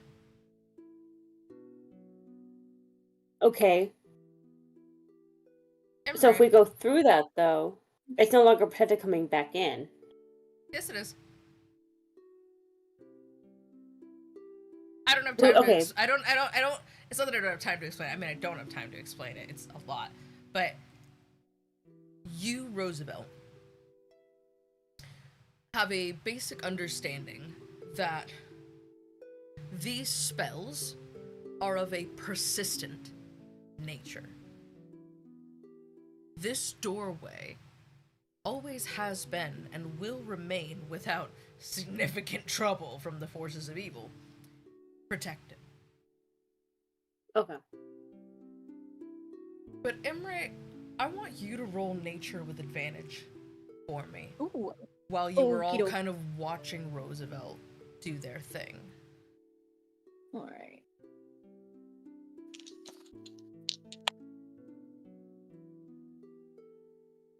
$12. You look at it and you're kind of just parsing your way through the door. In your time at the Golden Grove, there are many things that became familiar. You have heard legend that the scripture that surrounded the door frame and the entry to the Golden Grove was indicative of all Druids' groves, and that wherever you found this particular magic, there you would find... I just forgot the fucking word for it. An archdruid. An archdruid. Okay, hold on. So that was a little confusing. So basically you're saying like this door just connects to all archdruids? Is that what you're getting at? No. When you would enter and exit the Golden Grove, there was an Uh-huh. archway. And upon this archway was a writing that you recognize here now around the frame of the doors of the keep. And strangely in the same position. To your understanding, this writing is indicative of a druid's grove. And wherever you find a druid's grove protected in such a manner, you are sure to find an archdruid of their circle. Okay. So basically like this leads to an archdruid is basically easy. The keep seems to be, you think, a grove in and of itself. But who here is the archdruid?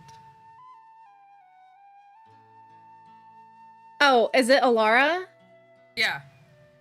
Okay. The keep is a grove. Wait, hold on. Alara Okay. has turned the keep into a grove, which is how you guys can get in and out. You know that druids somehow possess the ability to always let certain people in to this protective space, Right. and always keep certain people out of this protected space. Oh, okay. That makes sense now. Yeah, okay, now that makes sense. I was very confused. My train of thought during that whole time was all over the place. Okay. Cool. Roosevelt, when you open the door, you are confronted with something very confusing. You open the door to a breezeless plain. Like the smell just before rain of moisture building in the air and static and soil. The deep charcoal ground before you stretches out into a seemingly endless sky. This sky is not of Phyr'eyl. The sky before you stretches out in billions of stars. You see things streaking through the sky. Brilliant nebula. A sparkling universe that you didn't know existed. You'd only heard stories. You are inspired. Take advantage on your next check or attack. Hey.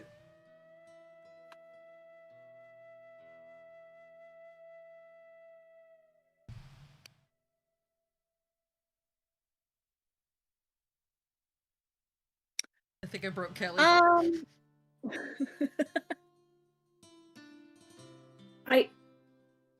I don't know what to do with information and what even to check fucking for.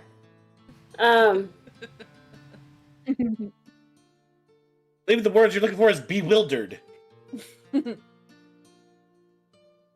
Sometimes So check for fucking information is magic? just to have. You can. Alright. You wanna roll for Arcana? Sure, fuck it. Not that one. That's my 12 for the record. Not my 20. Oh god. 13. Wow, that is a magical door. Damn. What a thunk! Quite a door. Very magical. God damn it. Very Dorish. Very. I was more I'm looking so at sorry. the I other needed you side. to And what roll higher than that. I'm so sorry. I'm gonna read the constellations or some shit, but okay, You fine, yeah, wouldn't there's be fucking able to. magic. I'm gonna tell you right now, you would not be able to. It would not help you. The sky is foreign. Nothing is where it should be. The air does not smell correct. And This is your supposed to be my keen homeland. predator's senses are useless. You find yourself bewildered, staring into the vast nothingness.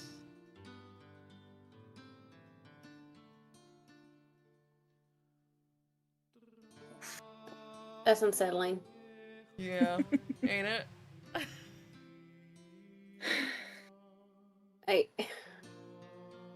And I'm the only one there? No, you open the door. Everyone's behind you, also peering through the door like, wow. So Okay, pretty. so everyone's Everyone's just all like kind of going over the shoulder, like, huh, neat. So everyone else is seeing the same thing I am. Oh, yeah. Oh, okay. You're not hallucinating. This is where you open the door to. It's a very real place. Alright. Is this where we're supposed to be going? I just turn back to him and be like, No, sweetie, you just... well... you legend you, I don't know how you did it, but you actually opened the front door, which was not particularly my intention. I was thinking maybe we take a day out of the town on Baldur's Gate, get some supplies, you know, you guys talk to whoever, and we kind of reconfigure ourselves and get ready for the Strategize. journey, but damn, you really did that. Good job, Roosevelt. Now if I ever need to get out the front door, I know who to call. We went into the summit without the debriefing. Yeah. Why is your front door? Why is that your front door? What do you mean, why is it my front door? It's the door located at the front of the building. No, the outside is. Where Oh. is it? Well, how do I explain this? You know when you look up at the night sky and you wonder what's out there? Not really. Perfect. But I get you. Beyond Perfect. I have people with no the imagination clouds. whatsoever. Beyond the stars, in the vast emptiness, it's not really so empty. So, you know, found an empty rock and set up shop. Seemed like a solid plan of action. We're protected, it would take a lot to get to us. I mean, like, all hell breaks loose. Seemed like a solid plan to me. What, do you want me to put it in the Underdark? Oh yes, I mean- let me set up my front door in Neverwinter, the city that's burned down thrice. I'm kidding, it's only Yeah, you burned could down also just once, but open it was up bad enough it Disneyland, may as that would well be have been nice, 3 too. times. Is it safe? Oh, completely. I mean, everything is in the Astral Sea, but, like, there's also nothing in the Astral... Like, everything that's ever existed and ever will exist exists within the Astral Sea, but also, there's nothing out in the Astral Sea. I don't know how to explain it. Toril... It is and both isn't at the same time. It's the safest where we are currently. As in, Alara- anything could go wrong. Keeps talking, and it just over Imre's head. Yeah. She is lost completely. Does not know what's happening. All right, well, let's see if we can get to Baldur's Gate. I close the door and see if I can spin it to Baldur's Gate. Open a party. As you turn the knob, you notice that it does not actually turn further than a standard door handle. You're just kind of wrenching on it. Don't and Alara break the taps you on the door, shoulder and Doc. goes, Doc, honey, please, I don't want to replace another knob. Just open the damn door. Sorry. Force of habit. I'm sorry. As you all wonder to yourselves, force of habit from what?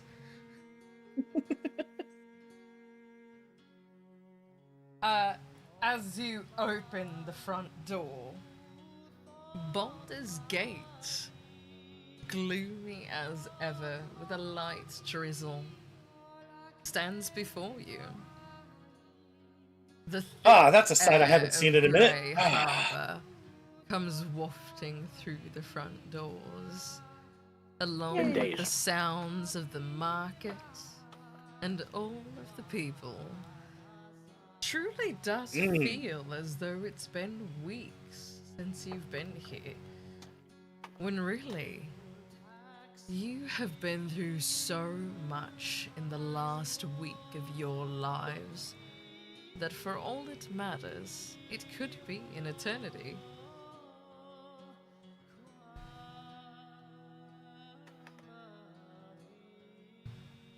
Hey, smell that? That's Baldur's Gate. That's the gate that I know and love. Smells of sulfur. Oh, those would be the forges down the way. On a bad day, you can get... It's actually a foundry. That's what I meant. You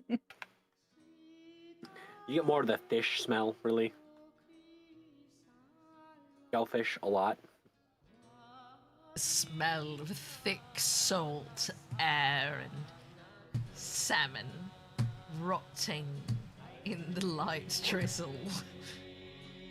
Ew. Grey Harbor smells like the inside of Driz Duskshield's mind.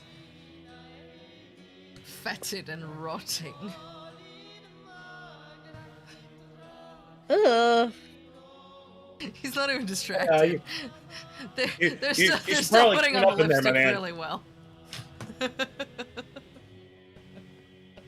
Probably get one of those I caught those it. little I'm scented just not trees gonna for the acknowledge place. it.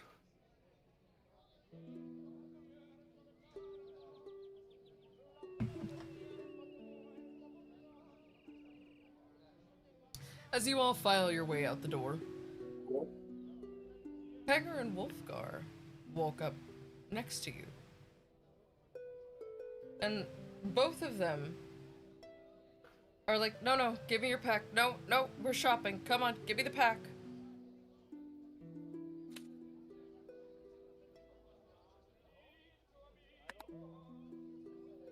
Whose pack? Who's Your pack. Yours. Both Hanger and Wolfgar are attempting to carry it for you. Oh, I'm sorry. I did not hear a like name. little so- boys. She just stares at them like, I'm okay. And And Wolfgar grabs the top of your pack around the loop Oh, and no, just no, kind no, of... He begins to pick it up. Do you go with it or do you let the pack go? Put me out, and like immediately like struggles. As you struggle, make a dex check for me. Roll for their motives. Why do they want her pack? Why are they being You so absolutely mean? can if you would like to. Sure, fuck it. I'm rolling for That's- motive.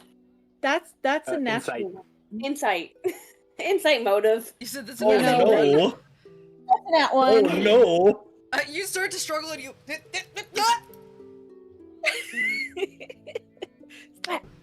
Ooh, on the back. I have 13 on an incentive. Your haversack of holding now resides on the back of one Wolfgar of Icewind Dale. The pack looks comically tiny on his large frame. A 13 on your insight check? Yeah. It would seem that the gentlemen of the Ragged tribes, or at least the tribe of the Elk, are quite chivalrous.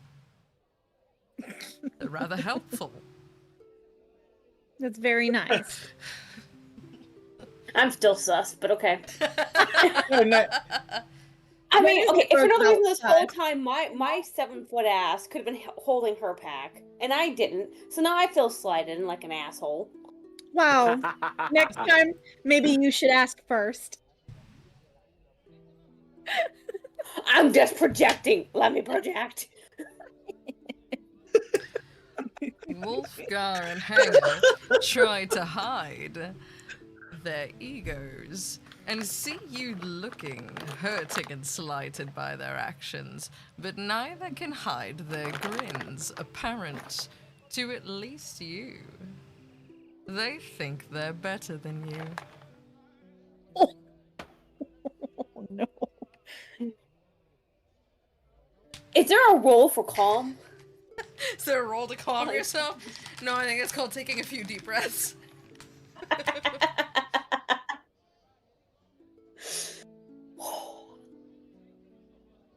Seven, If- 7-foot tall cat person just Imre- stewing over there, just Imre like is gonna notice.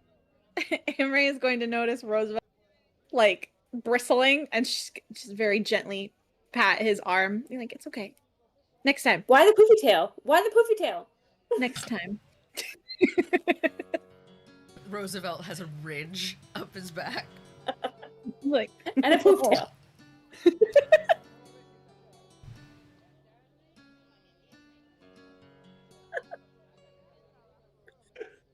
The Worms Crossing.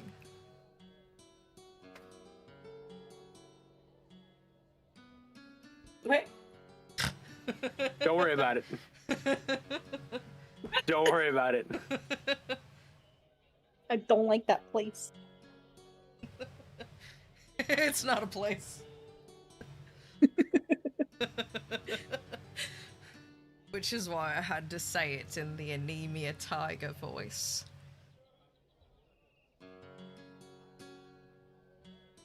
It's a lovely day in the city.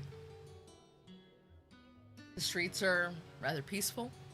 The Flaming Fist are not marching. Actually, it's a rather large improvement over the last several years where the Flaming Fists seem rather personable and comfortable now. They're almost sauntering through the city. It's quite lovely.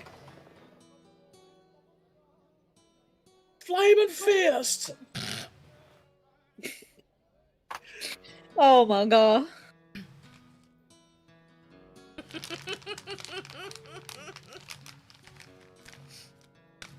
You could not help yourself. So here's the thing is, not everyone's gonna read it. Twitch chat, if you're rewatching it on Twitch, you'll be able to see it. Okay.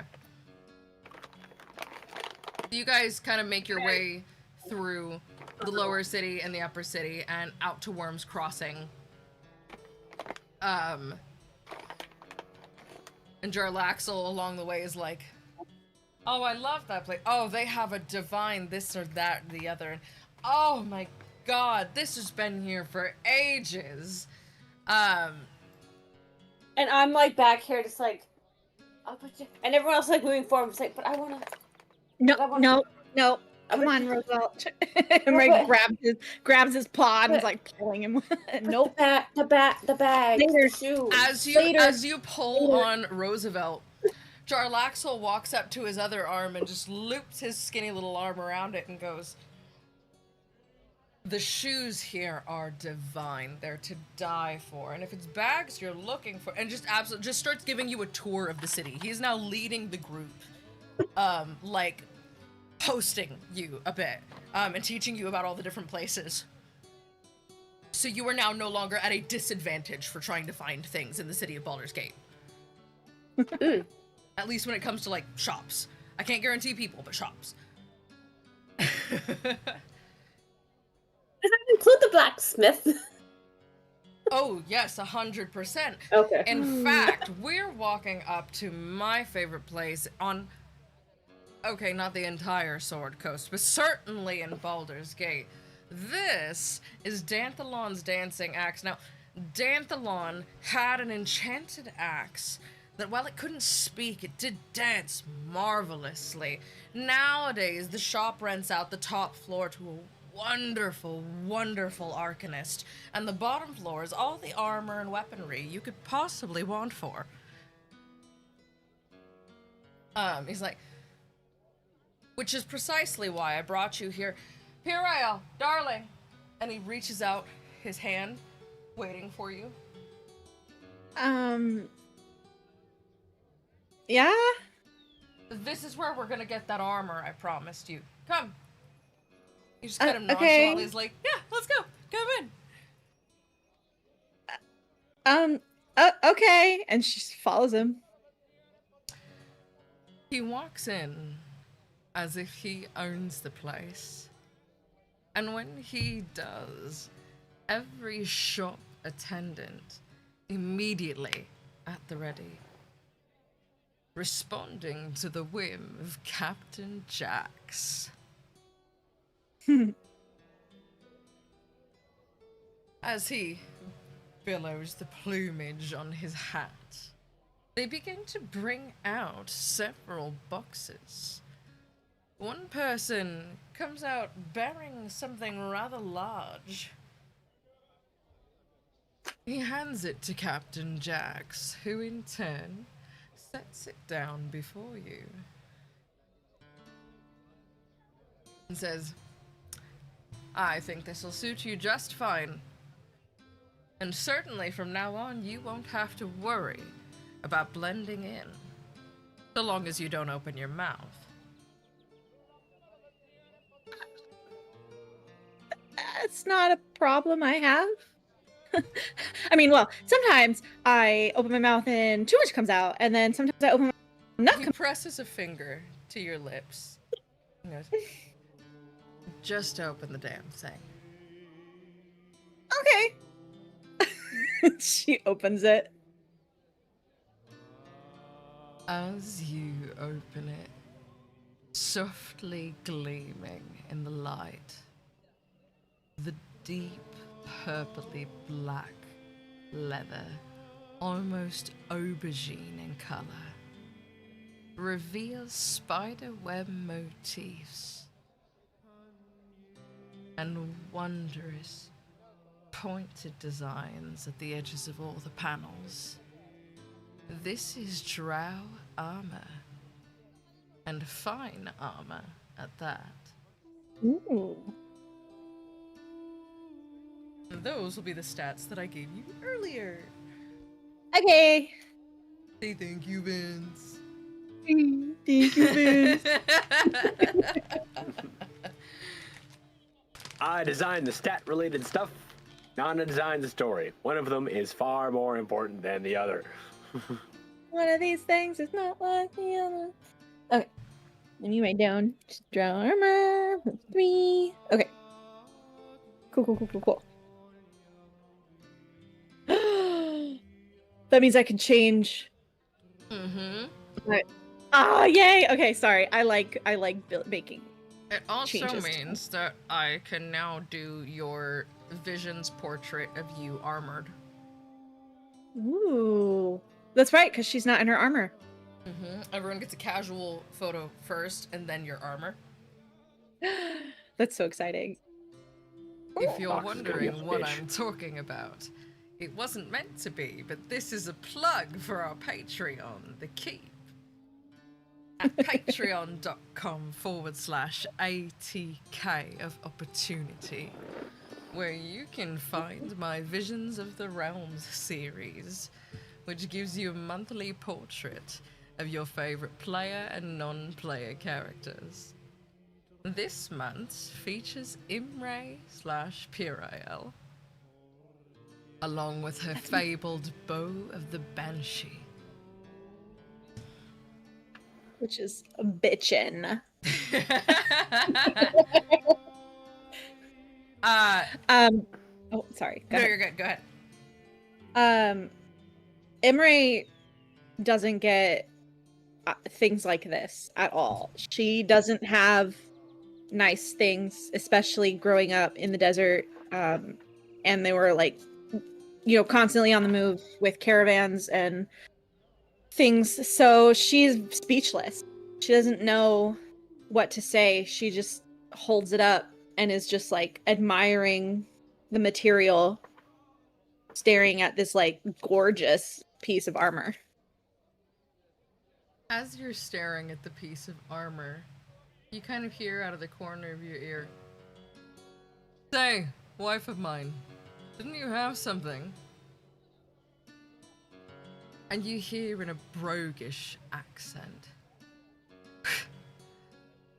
"Aye, well, if you're feeling a little overwhelmed by that, you're not going to be less overwhelmed when I offer you what I had Yssra make upstairs." Huh? I may have a soft spot for other drow. Especially another little drow ranger. Keep in mind, by the way, this woman is like in her early 20s, but she is speaking as if she's your mother.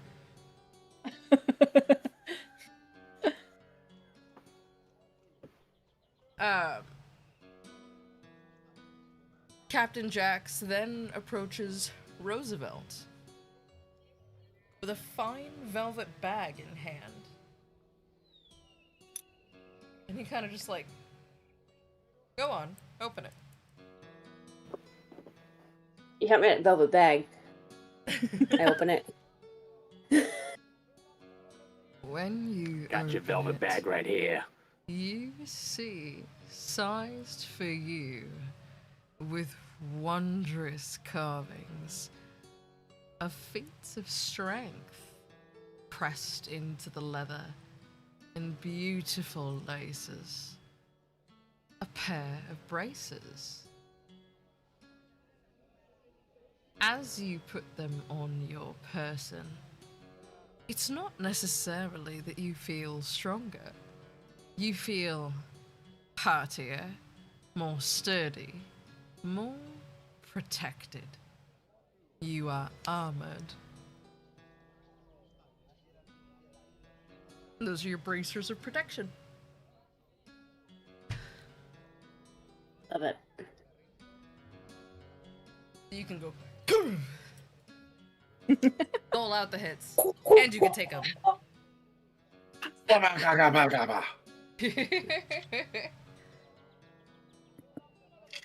Sure, something like that. Dusk Shield, you looking for anything downstairs? Also, if anyone's looking for clothes, there is a lovely, lovely tailor just across the street that makes fine garments for any discerning Baldurian and non-Baldurian. By which I mean to say whatever outfit you want to have, it's likely she can make it, so if you have a custom design, go to her. Whoa. Deja vu. You've told us that before, huh? That, like, exact same sentence? I don't know that I've told you that exact same sentence before.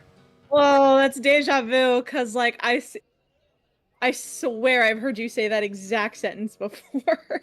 It's really weird. Okay, I'm gonna drop a pin on this then, and if you can find where I've said it before, we're just gonna roll it back to Imre saying, I swear I've heard you say that before. And we come back. See? I did say that. Oh my god, that's gonna bother me now. Sorry, continue. That was weird. I'm fully kitted up though. I don't really need to worry about it picking up anything.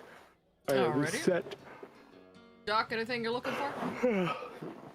Yeah, I'm kind of in the same boat as Driss.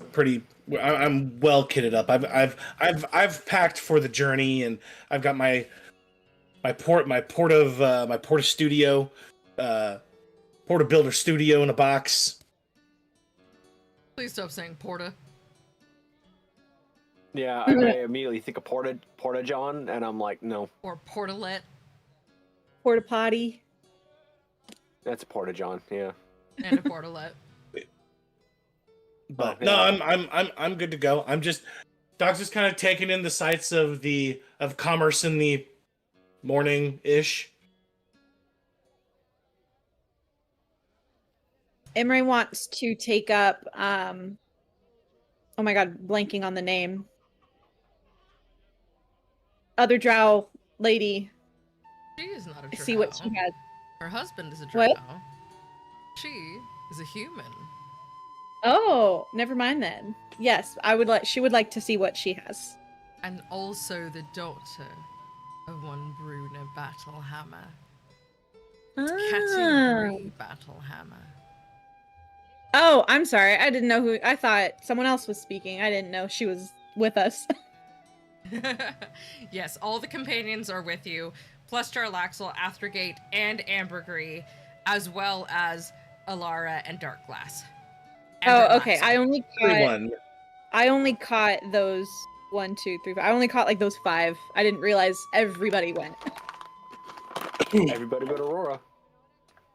Oh, and, Aurora. Regis. Someone had to hold down the fort. Regis is not with us. No. Regis and Wolfgar are still with you. At this point in Wolfgar time, they has are my still with you.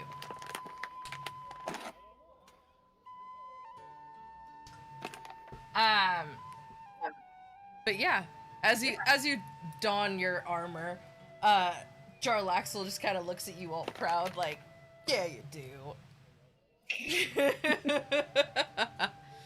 He's very pleased with his fine work.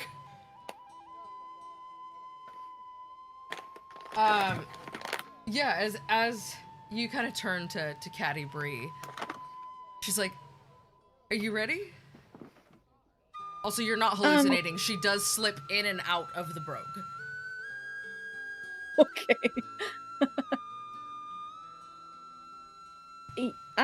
Yeah.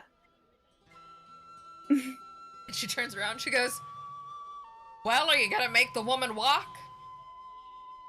And Wolfgar just...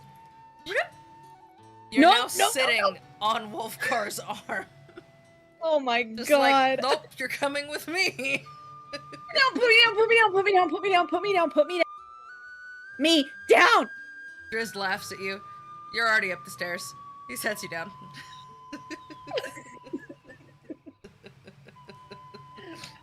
She's screaming. Oh my god.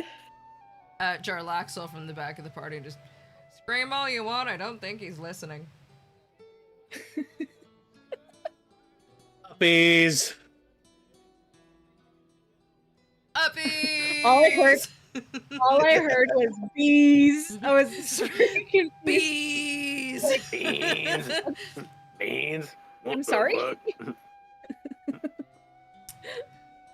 As you get upstairs, Yssra's just so excited to see you, and when you come in, oh my god, Imre, Kat Hi. ordered the best thing for you. I haven't gotten to make one of these in so long. Oh my god, I'm so excited. Now there are 3 of them out in the world, and I'm just, and she grabs a rather large thing wrapped in cloth from behind the counter.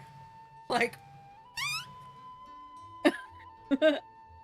and she just like bigger than shoves Imre. it into your hands. Oh, thank you. What is it? What, Open it and see. She was insistent, and I'm not about to fight her. oh, okay. She's gonna open it. You open it. It is a beautiful quiver. Yssra has taken to carving your bow of the Banshee into the leather Oh. of this quiver. But since this is a legendary item for you, why don't you tell me the rest of the details? What is its color? What does it look like? Does it have a texture other than leather? The quiver? Mm-hmm. I don't know. I don't even know what a quiver looks like. Looks like a big horn.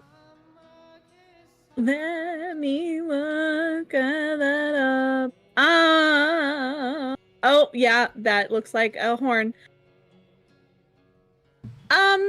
That's a great question. I was not prepared for. So I actually don't know. Then, as you look over the quiver, and it begins to somewhat realize what it is that you are holding, you see the bow of the Banshee, and at the top of your quiver, braided pink and red leather to match your eyes. Oh. The black quiver has white adornments and is finely crafted. Oh, reach into it, pull an arrow. I guess I'll reach in and pull out an arrow. As you reach into the empty quiver, as your hand enters the top, a shaft materializes in your hand as you pull out the arrows.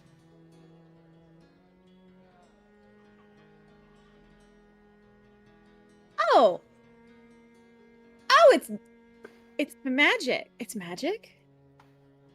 This was empty. It is somewhat empty, but it will also never be empty. Much like the quill that supplies my beloved Talmaril with her arrows, you will never run out of these lightning arrows, blessed little archer. Between that and the trick arrows that I've heard so much about, I'd say you're well equipped. Hell, I think you could even take down a demon or two with those. We should teach her how to shoot multiple arrows at once. That would be fun.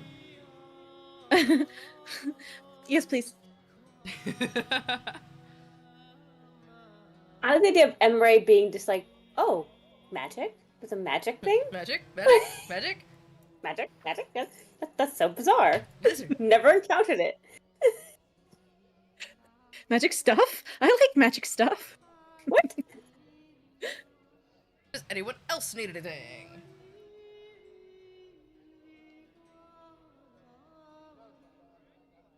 I'm good. Something is happening on the Twitch. What's happening on the Twitch?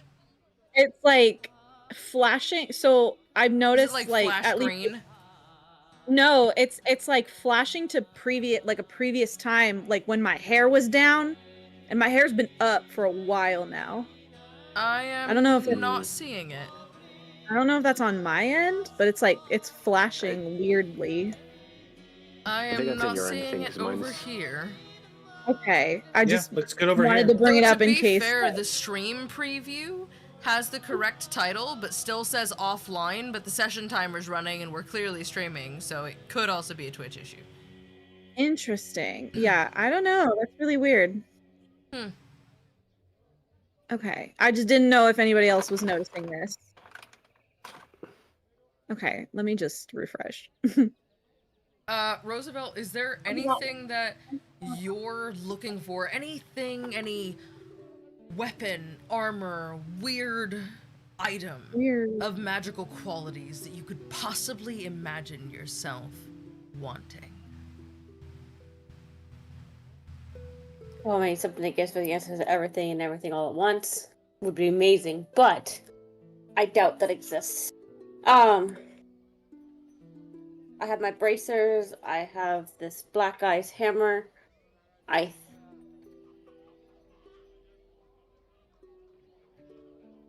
think I'm solid for now.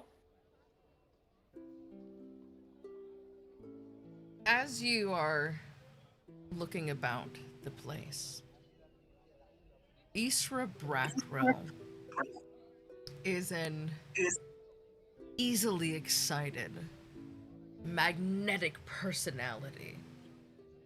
He's a sagey green dragonborn with gold scales. Hi, Faina Snake, welcome. Hello. And as she kind of runs from place to place around the shop, there is one thing you notice that might be of interest to you.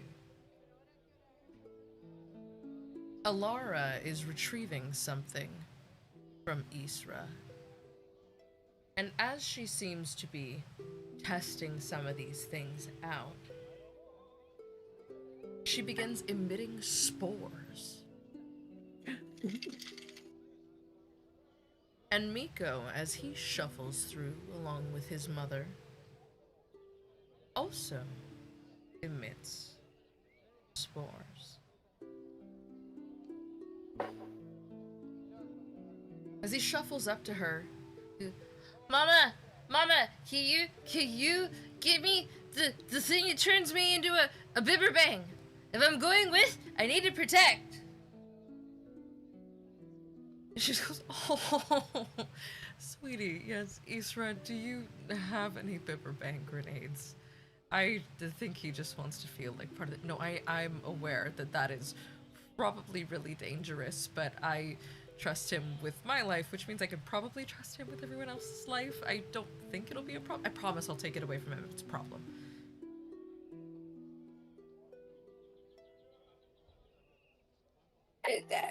Just what you were looking for. A biological weapon.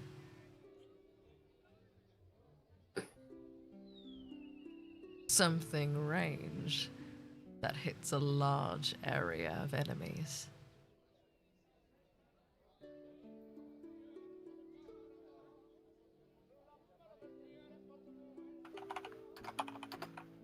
And yes, you're correct, I didn't tell you about this because I really wanted you to make this face when I said it out loud. Because I knew you thought that I wasn't gonna give you a biological weapon. It's only a war crime the first time. It's going pretty good, Faina Snake. I've broken my players multiple times tonight. It's excellent. And I've made some unhinged comments. Wolfgar of Icewind Dale and Hanger seem to both be vying for Imre's affections, and she has no idea how to respond. It's great.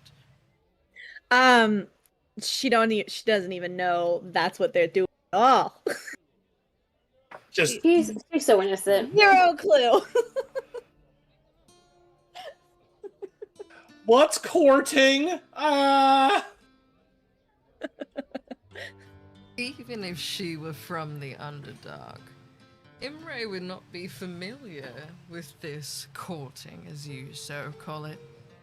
The women of the Underdark tell you who their husbands will be. Mm-hmm. And even then, they are likely not husbands for long. Often replaced by their bitter spawn. Either to become drow arcanists, or more matron mothers.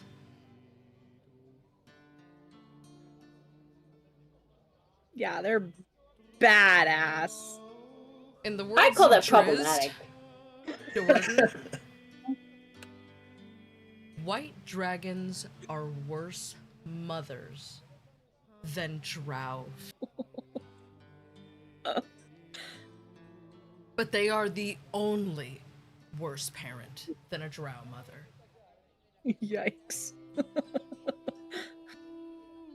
And you would be familiar with the Oh boy. tales that Drizzt's mother tried to have him killed.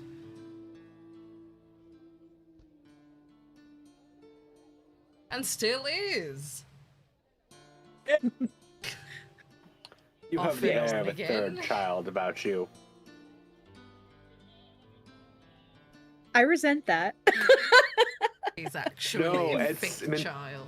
You're going to say something awful, aren't you? Yeah, okay, good. You're going to say something awful, aren't you? I know what that's from. Okay, I'm glad you know what I was referencing. I was like, you gotta have seen it. Come on. Of course I know.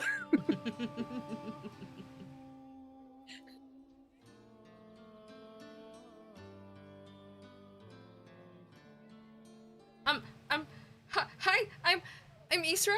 I don't think we've met before. She's almost as tall as you are. I am so excited to see another. I mean, we're both humanoid, but like non-people looking humanoid. I'm so excited that you're here. What's your name? You can hear her little claws tapping on the floor excitedly.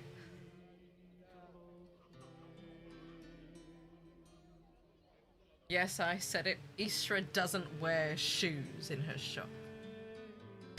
I mean, I'll blame her. Kelly, I believe she's talking to your character. I am, it's true. Oh, well, I thought she was talking to Emre. Sorry, I missed that. No, totally. you're the only person that Yssra hasn't met yet, so she's very curious.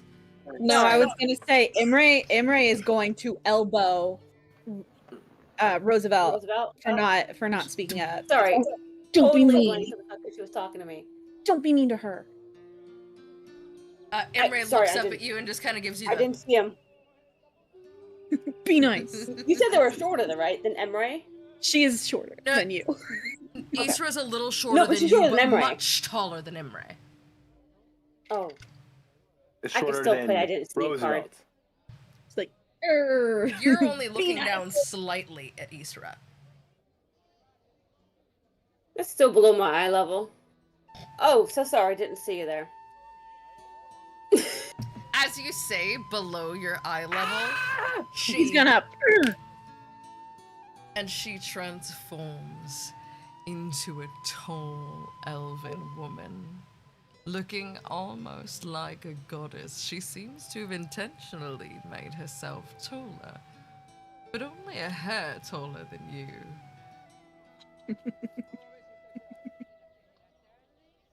I'm so sorry, is that better? well played. You're so petty. I love you. You have my attention.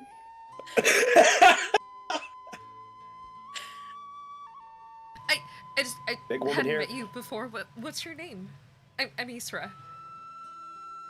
Roosevelt. Roosevelt. I love that. That's so unique. I love that name. Roosevelt, I mean, I saw that you have a few really great weapons already. Is there something I can get you? I have chain whips. I have bigger whips from other countries. I saw you were staring at Alara's spore bombs. And I could probably make something like that for you. Or I could rewrap the handle of your axe if you want, or I could enchant it, or, you know. I just want to help because these are my friends, and I assume if you're traveling with them, you're probably. I'm gonna say you're probably not gonna use the word friends, but you're adventuring with them, so you're part of the party, and I just want to help. Because if you're important to my friends, then you're important to me. I am intrigued by the chain whips. However, I think something with more range might be more practical to round out my armory. I can offer you spore bombs of different kinds. There's Bibber Bang, which are explosive. There's another kind that make you hallucinate. There's ones that make you move faster. There are some that even catch fire. What are you looking for? Otherwise, there's obviously like ranged weapons or throwing daggers or whatever you're looking for. The hallucinogens sound interesting. Now, just clarify, they make the person who they are thrown at hallucinate, correct? Well, it's anyone in that radius, so maybe steer clear of throwing them near your friends. What's the range of the spore power?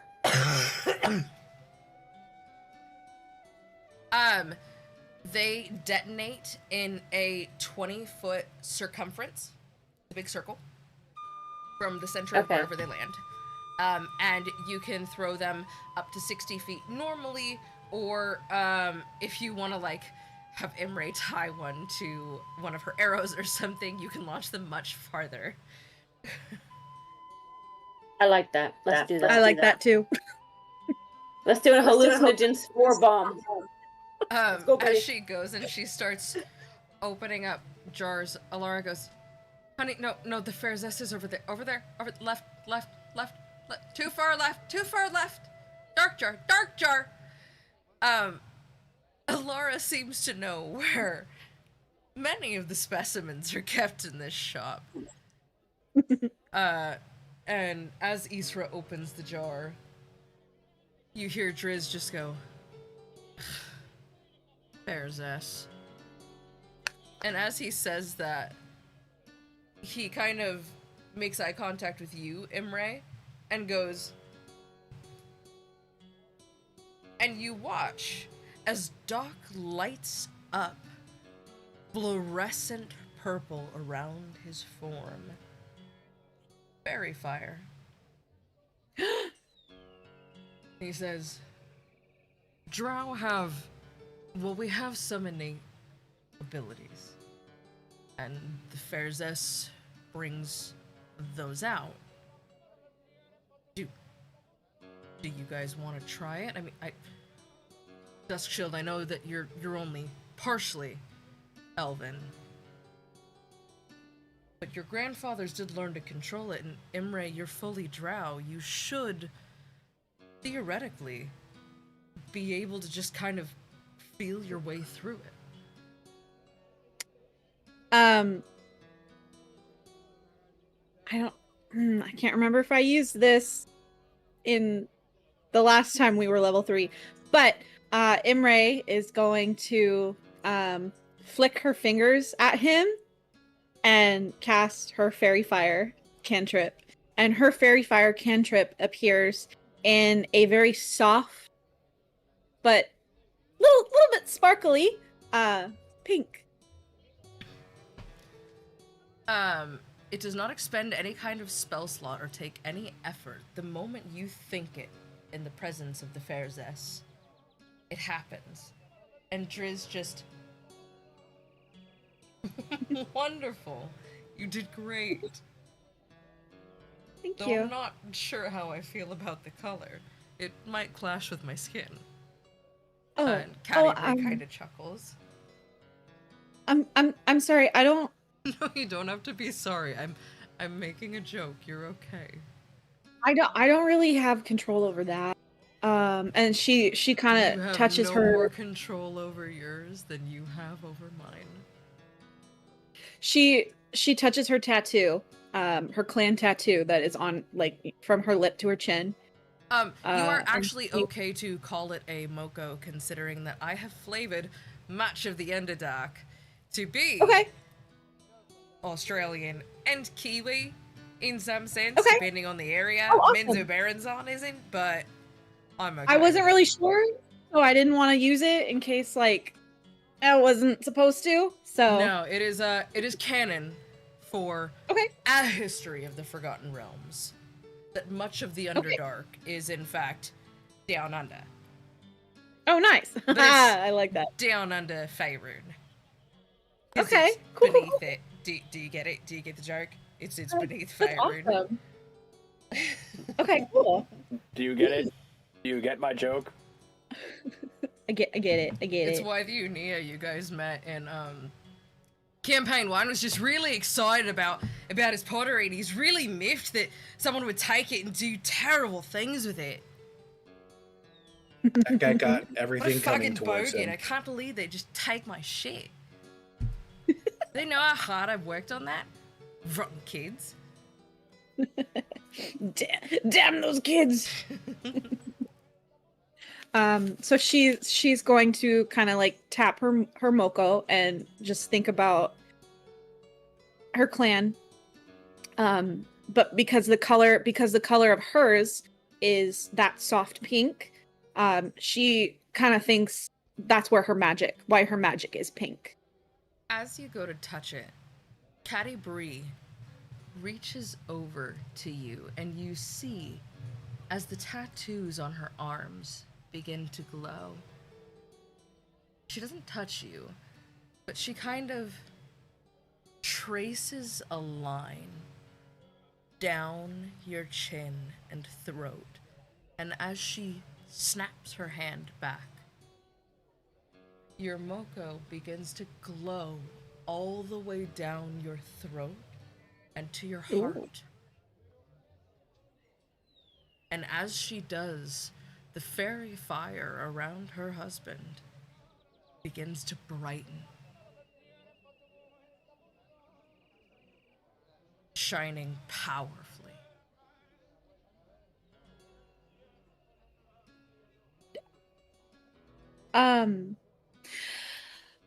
That's new.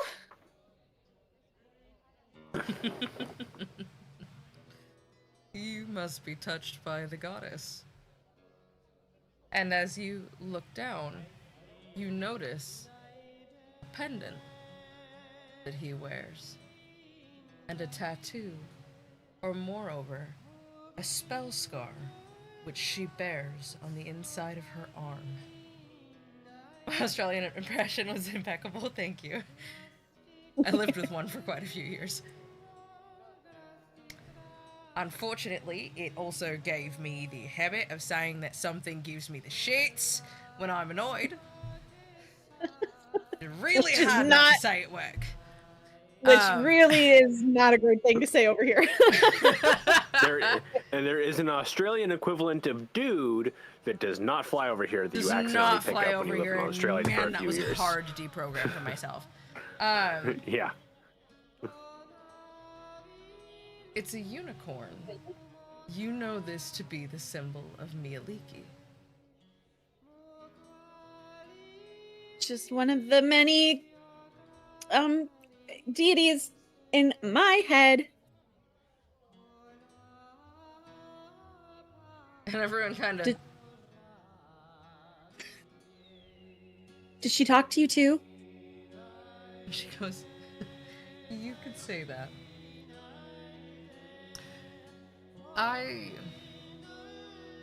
This is not my first time around this mortal coil. And though it may possibly be my last, Mialiki bade us come back for the sake of my darling husband.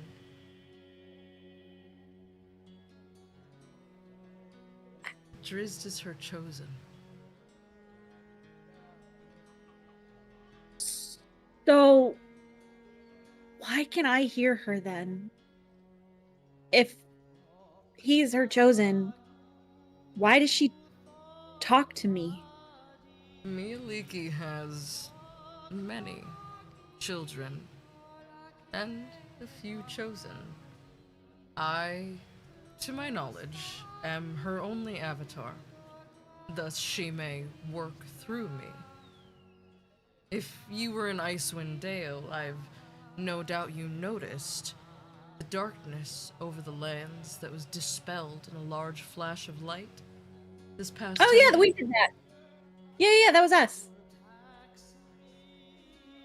Darling wife of mine believes that Myaliki channeled herself through me to help dispel that darkness, and I cannot disagree. The experience was exhausting, Awful? but breathtaking. Huh. Yes, I mean, awful is certainly one word for it. I don't know if I would call it breathtaking. It was. Huh. It does leave one a bit sickened, yeah.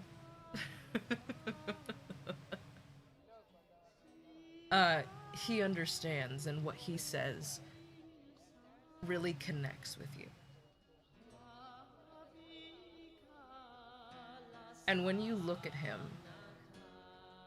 there is a knowing look of, I am saying what others want to hear, but I see you, and I see your pain. I see your feelings of violation and your uncertainty of the gods.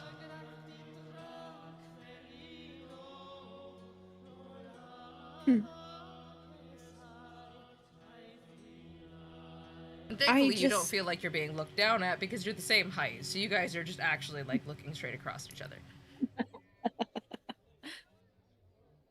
He's little. I was gonna say. Gwen is very large in comparison to him. Oh my god, so many tall people in comparison. So Yeah. many tall people. Guinevere's Tall? shoulder sits about here on Drizzt. Jeez. Oh wow. I just lost what I was gonna say. Dang it. Because you said tall. Tall. All the brain Well- cells just went out when we went to Boston. all the you just tall, honey. You're so tall. When you're tall, that's just, I don't know what to do. You're You're just too tall. tall. I Why can't- did I they can't build do anything. buildings so tall? There's already plenty of room in here. I don't understand. All these tall people and their tall doors.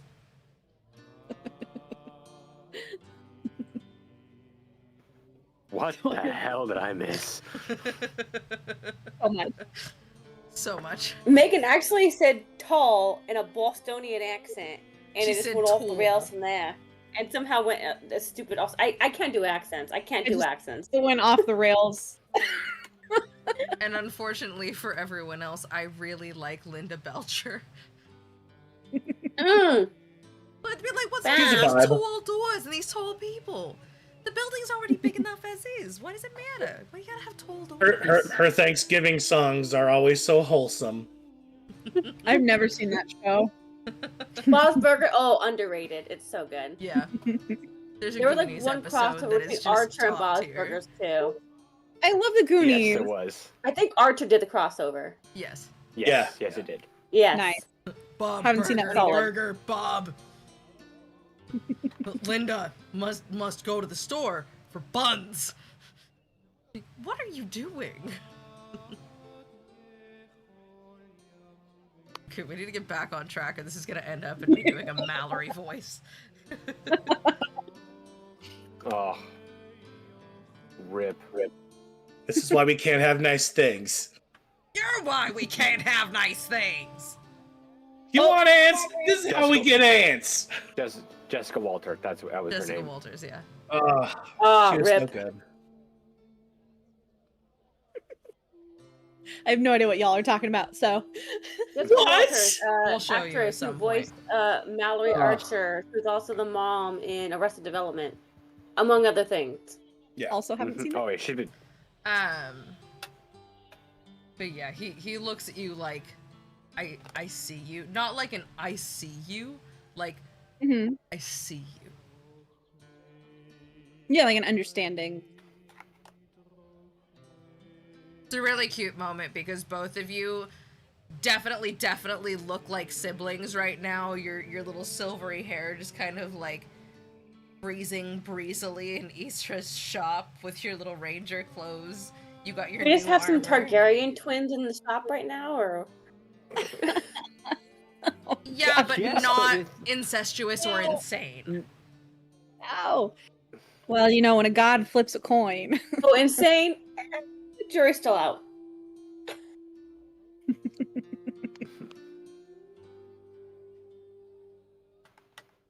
But yeah, she's just going to nod at him in understanding. And just I hope that maybe the next time that someone talks to me, I feel like I can't really share a lot of the things that are going on because it's a lot. But maybe I could share them with you. I would like that. In 200 years, if there's one thing that I have learned to be more grateful than anything for, friends. As he says this, by the way, Athragate is riding Snort around the shop, who is currently breathing fire. Yssra is chasing them. Afra Friend Fear is twirling swords in the background.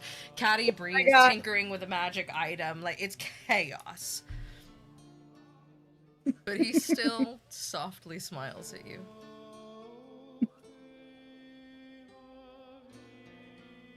I'd like to be friends. I don't really have many of those. Wolfgar, ever needing to be the center of your attention, comes up and goes, "Great! Then we're friends then." And he picks you both up. No! No, put me down! Put me down! Please put me down! Put me down! Please put me down! Just starts laughing, but is also kicking his feet like, okay, I'd also like to be set down now. Like, he's laughing, but he's also like, okay, but if we could maybe, listen. I don't like this. I don't like this. I don't like it. I don't like this. He sets you guys back down. And Jarlaxle is just, so, we've all tickled our fancies and whatever else needs to be tickled. I suggest we make our way back to the keep. Unless one last person needs to make a stop at Sharess's Caress, I think we're set for the day.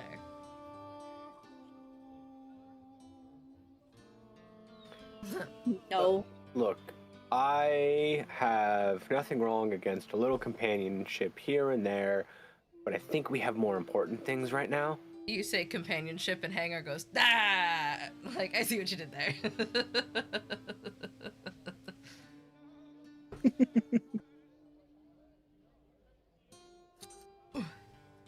Gotta move my heating pad. I suppose I can return to the keep with the rest of you.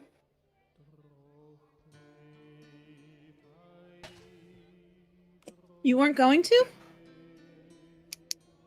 Well, I was thinking of popping off, but we could just go back together. It's fine. Where were you gonna go? Why were you gonna go? Never you mind, child. Just settle your mind.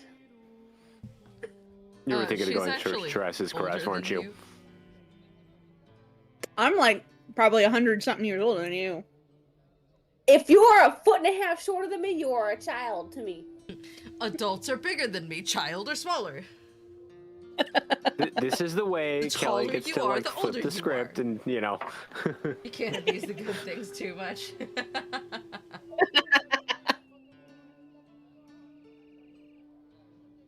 Does anyone need to stop anywhere else, talk to any friends, contacts, or anything else before you guys head back to the keep? I will let you know this is the last time that you guys will be able to be in Baldur's Gate for a while. Ooh. No, I don't think so. I think we're good as far as I'm aware.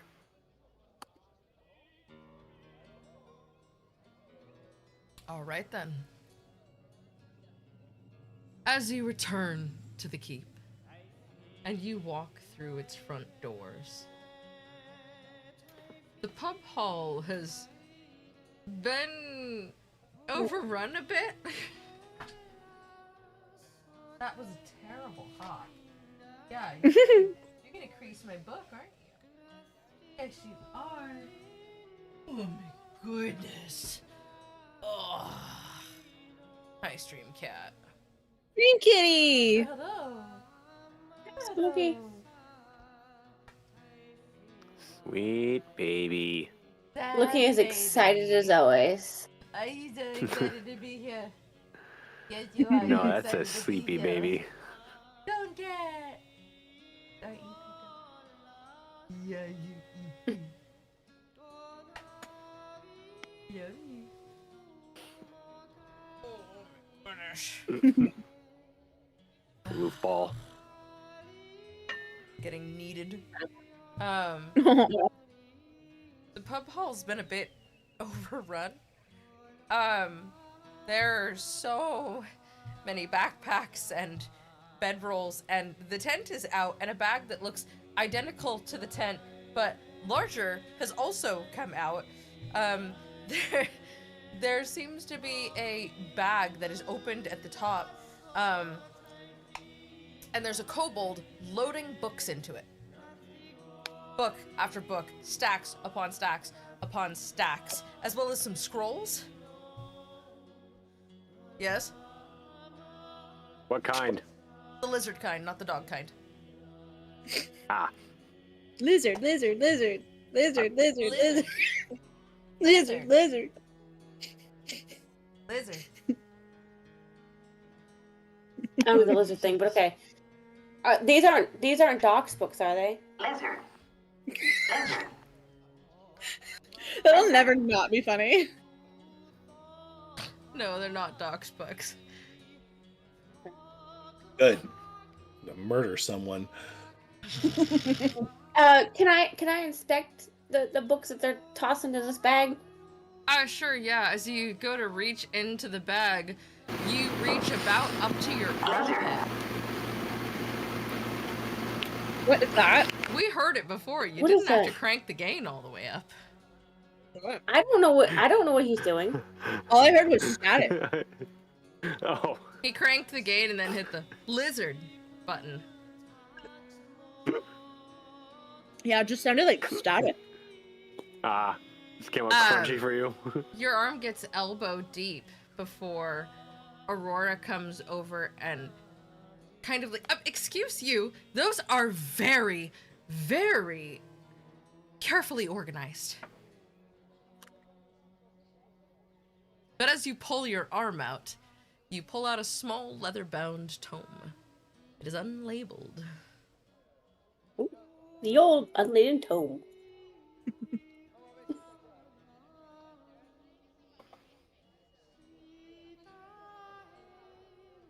I'm sorry, continue. Do you open it? What do you do with it? Oh, well, yeah. Well, okay, for first off, before I open it, just because I've seen enough movies, can I read the front?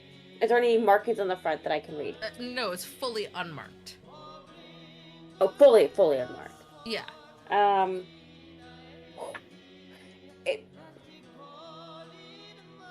Can I check to see if there's anything magical about it that, like, if I open it, it's gonna, like, explode? I don't know Sure. if magic is the right term. Roll Arcana Uh, for it. Arcana? Just, okay. I think Insight would have been better, but I can do Arcana. No, Arcana is trying to figure out if something's magical. Insight is trying to figure out intent. Well, I was just thinking, like, it could not be magical, but could still be, like, poisonous.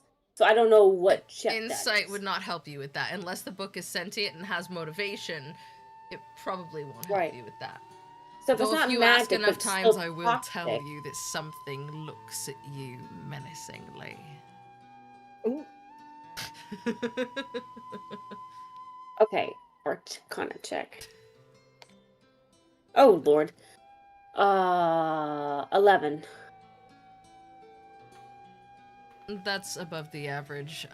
To you, it doesn't seem innately magical. It seems to just be an unlabeled book that Aurora's looking fairly perturbed about you holding away from her. Because she's tall, but she's not 7 feet plus your arm tall. I shall open said book.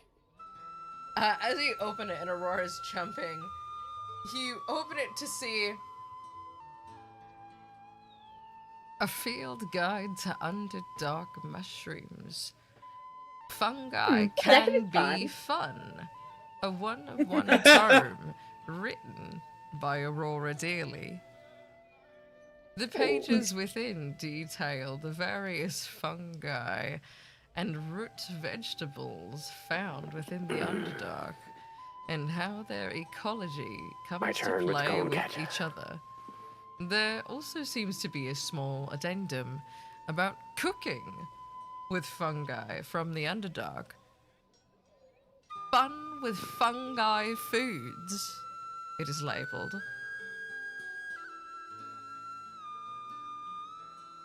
Nor would that be unmarked. I don't label everything. I catalog them very carefully because I don't want to lose them, and I know what each book is, and I know that I need it and when I need it. So it goes in a certain order and it comes out in a certain order. But if you don't know the inside of the bag and how it's organized, you can't put it back in the right order. Other than to you, does the order in which it goes into the bag matter? Other than to me, yes, it probably matters to you because if you're dying poisoned by something that you don't know what it is, and I'm the only person with the answer because I've cataloged it and how to fight it, yeah, it'll probably matter to you in that moment. So the answer is no. Oh my goodness. Fine, I guess if you want me to be so disorganized that you potentially die, that's fine. It doesn't matter to anyone but me. Ma'am, with all due respect, have you ever thought about just labeling the books? No. I'm a librarian. I catalog, I don't label.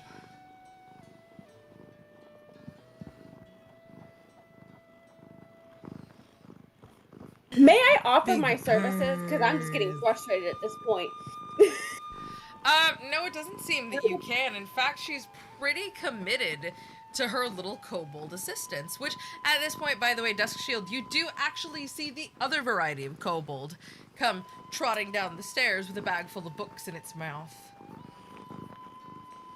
He comes running up to you with something in his mouth. It's a bag full of books. Dog cannot speak for the bag in its mouth.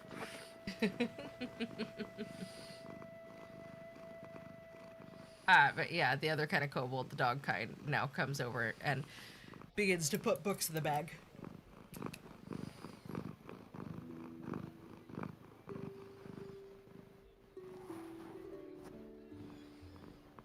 I don't suppose it behooves me to take any further books out, lest I put her into a full spiral. Yeah, probably not. She seems a little I will. wound.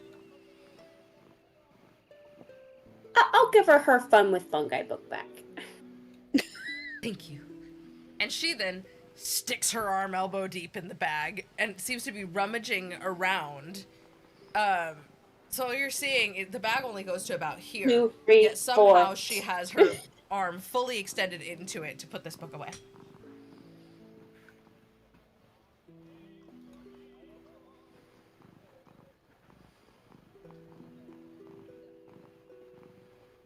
Otherwise, it looks like she's been very kindly packing supplies for you.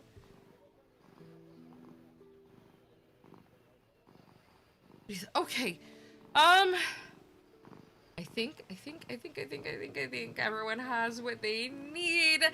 I just need to check in on something. And she walks over to the bar and she kind of leans over. She goes, Will! A young man comes walking out of the kitchen with Sven the orc. Much taller than the last time any of you saw him. Will Ravengard is a young man now. And he's grown into this. He walks upright with a sense of purpose. His hair much longer now, to the backs of his shoulder blades in fine twists. He wears a flaming fist badge, Wow. but is otherwise quite casual, walking around the keep in comfort, in a pair of sandals, seemingly capris, and a crop top, which I have questions about, but I'm the narrator. Who am I to pry? Sir, you are too young. Cover up. Do you Don't say slut this as, shame. do you say this as Imre? Yeah, it's like you are too young to look like that. Cover up. What would your father say? He kind of like, Imre. Well, good afternoon to you too. It's been a while. Hi, Will. Hi. It has. You have grown, but you are still a child. What can I say? Oh my father God. does a good job, and I drink my milk, or Aurora might shoot me. So, Humans grow up so fast. oh, Wanky baby. Your cat is trying to get away from you. She went from No, she was purring not us all happy to to be- sleep to like, Oh.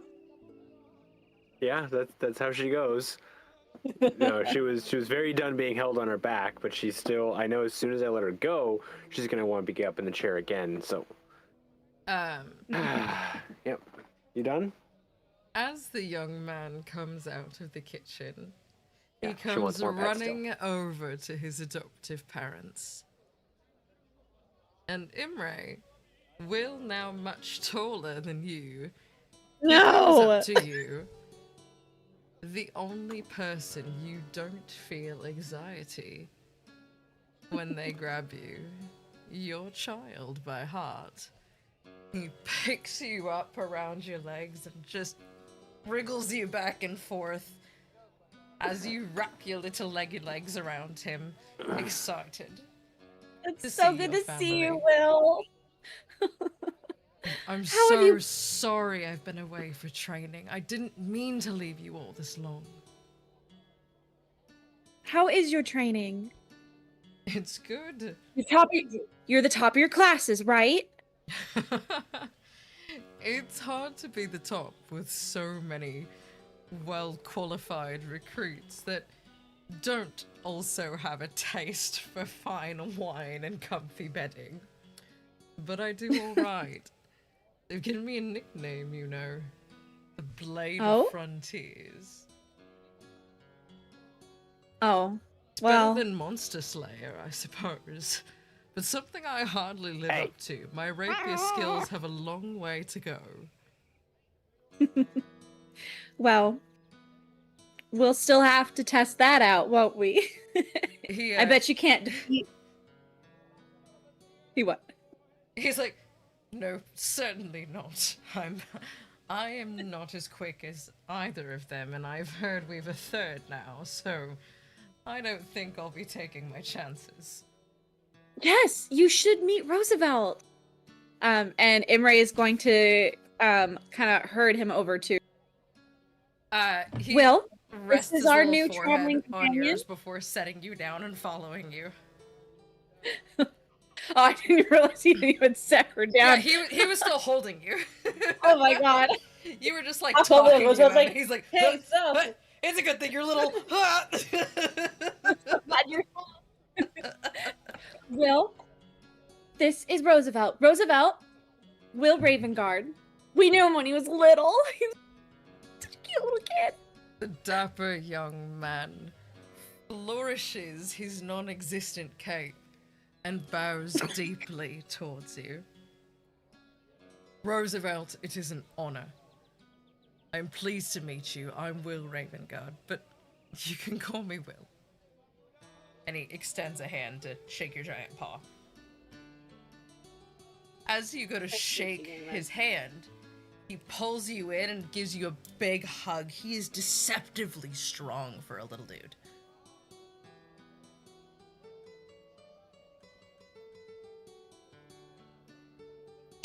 He doesn't say much. He what? He, as you go to shake his hand, he grabs your hand kind of like forcefully and pulls you in and throws his arm around you in a big hug.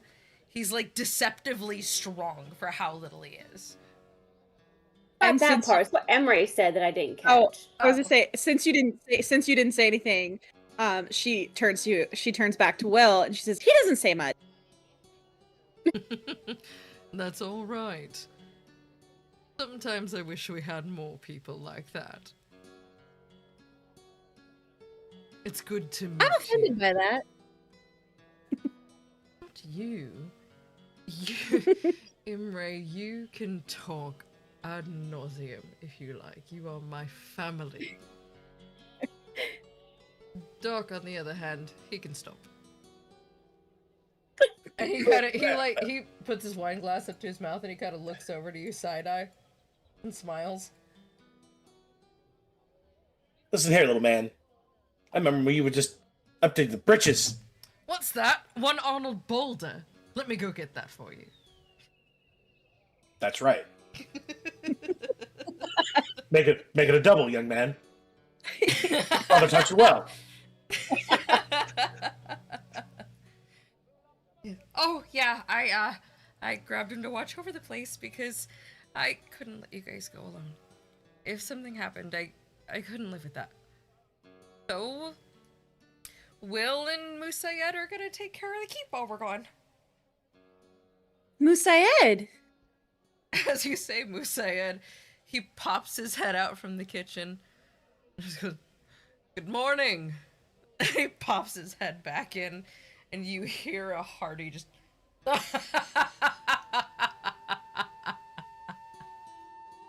Well, that's a duo. That's a duo for sure. Honestly, Well, at least the really keep will be in good similar. company.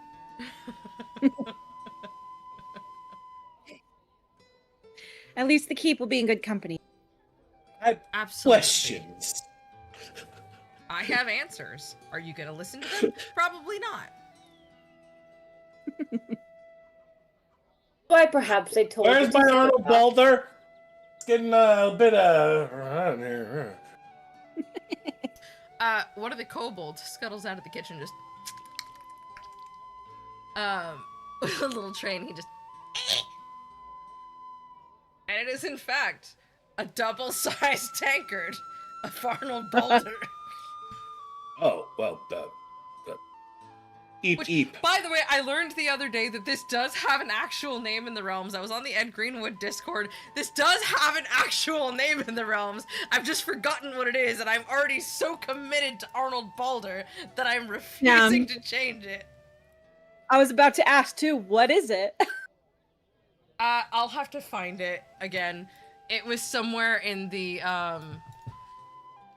questions for Ed page. But I'm sure that I can search half lemonade, half tea and find it. Well, I pull it off the little kobold's tray there and leave him a shiny gold piece. He just goes, oh, sorry. Actually, he goes, lizard.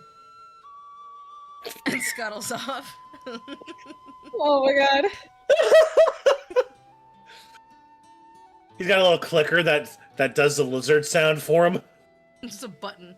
Lizard, lizard, lizard, lizard.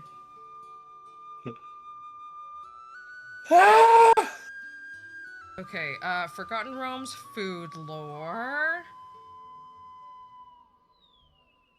Let's see here.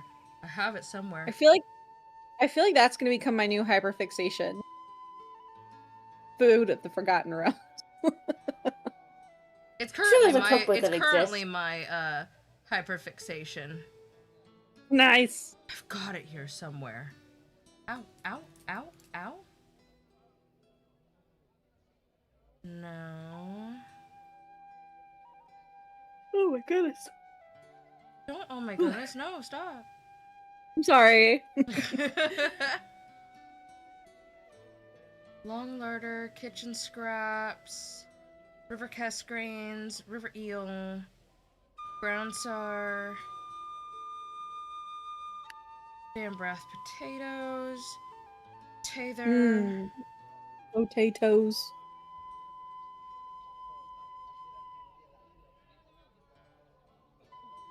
bacon ale pies, poultry pies, here, bunnies. No, I don't have it saved in my food lore doc. I'll have to find it Dang. again and I'll get back to you guys. I'll drop it in the Discord when I find it too. Also, if you're subscribed to our channel and you haven't gotten a link to the Discord, let me know so I can get you one, ideally. You can message me on Instagram if you like. I think it's probably the easiest way, or just send us an email because the email is in the bio link, and I can get that sorted out.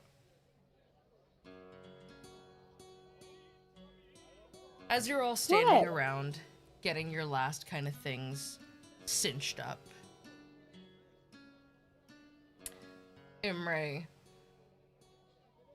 Wolfgar and Regis come walking into the middle of the group, and you notice that Catty is wiping away tears from her eyes, but she's smiling.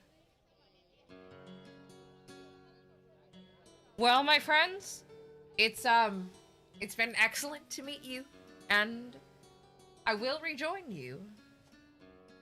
Oh, careful. But I must go find my lady love. So I will meet you in the battle for Gauntlgrim. I will be there to reclaim your throne, Brunner. But only once I have found her and convinced her back to the life of adventure. Be careful. Kid. This is not a good place for you. This is Your cat child is a terrible place for you. Being very cat-tastic. Like, Wolfgar and our friend Fear and I, well, we'll be taking our leave. We're off to Aglarond. Oh. But once we've found what we're looking for, I promise you, we'll be back. We'll see each other again. Wolfgar, ever the need to be the center of your attention, comes over and, like, really, really tall. It comes over and just kind of brushes your hair back behind your ears and takes one of your hands and goes, "Don't worry, Miss Phyr'eyl. I promise you, you will not be without me for long. I too will come back for you. I'm not wasting this second life."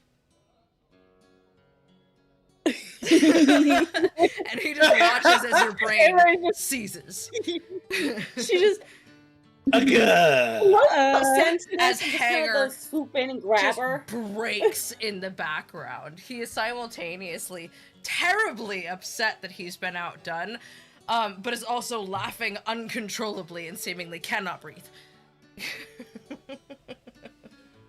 Have they made a game of this? Hanger remembered that mark about if Hanger's dead, I'll riot.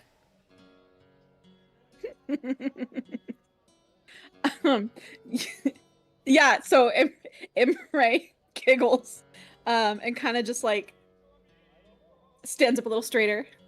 I will await your return. Roll persuasion. I'm gonna use my big one for this.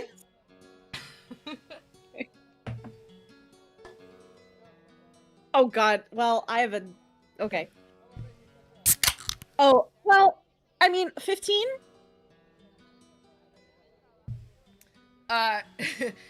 You say that, and he just kind of... He still chuckles to himself a little bit. But he kind of bows, and he kisses the top of your knuckles. And then he goes back and he starts hugging his friends and, like, giving Caddy Bree big squishy hugs and, like, wriggling her around and gives big, manly, single-tear hugs to Brunner and Trizz. The voice inside Imre's head sounds just like Adina Menzel in Wicked. Did that really just happen?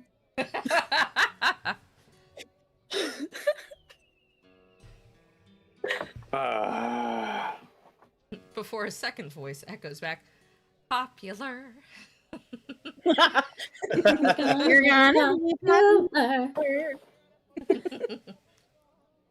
I still have not seen Wicked, believe it or not.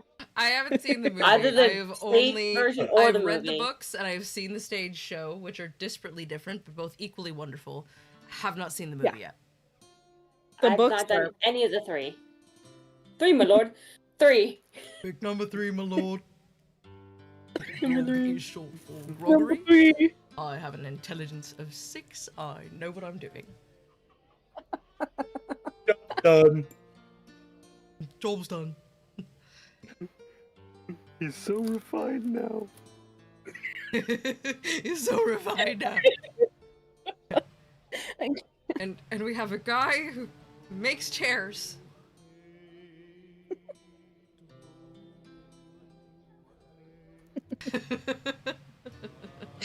Okay. I'm not apologizing.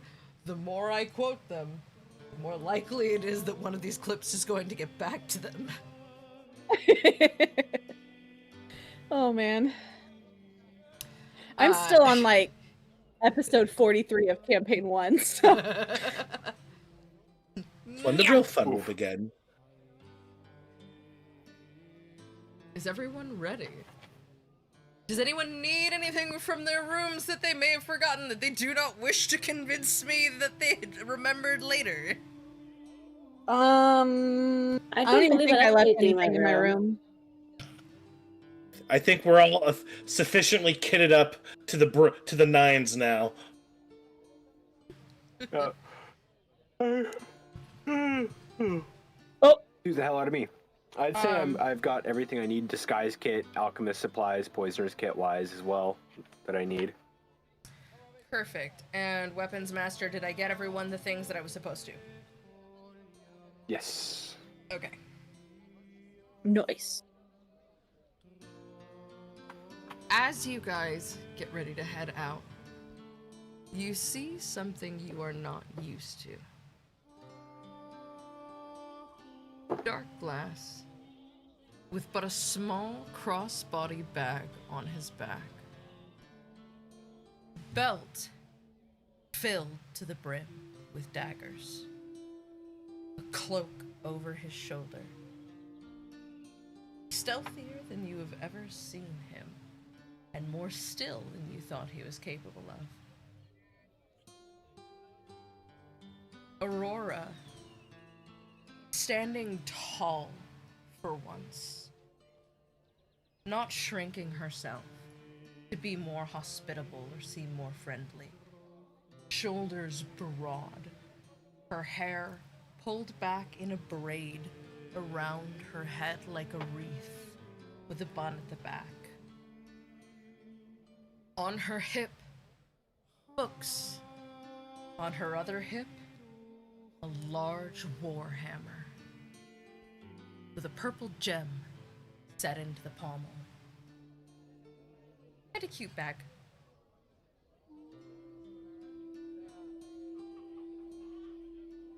Couple rats on her shoulders too.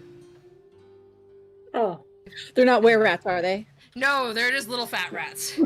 It's making I sure. like rats. Just making Rats are sure. adorable. Yeah, they're just little fat belly rats. You can never be too careful. Just making sure. If rats didn't live for like 2 years and that's it, I would have rats. But I cannot emotionally handle that. And Alara, armored.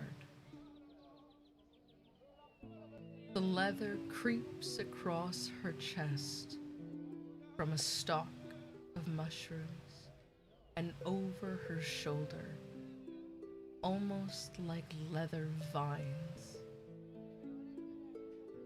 Her armor is purple and black and pale white,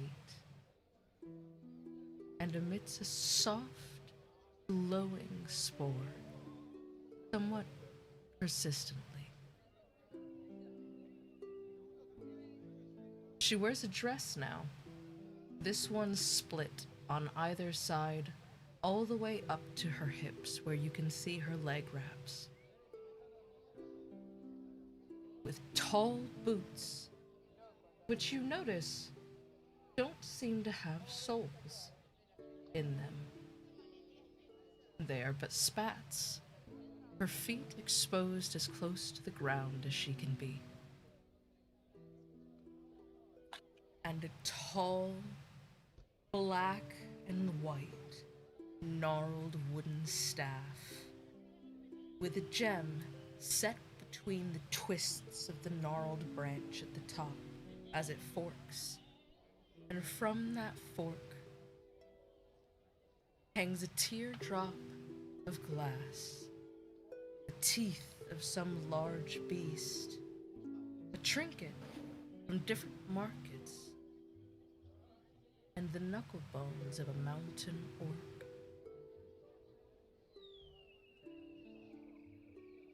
It too glows softly. You have never seen your friends quite like this.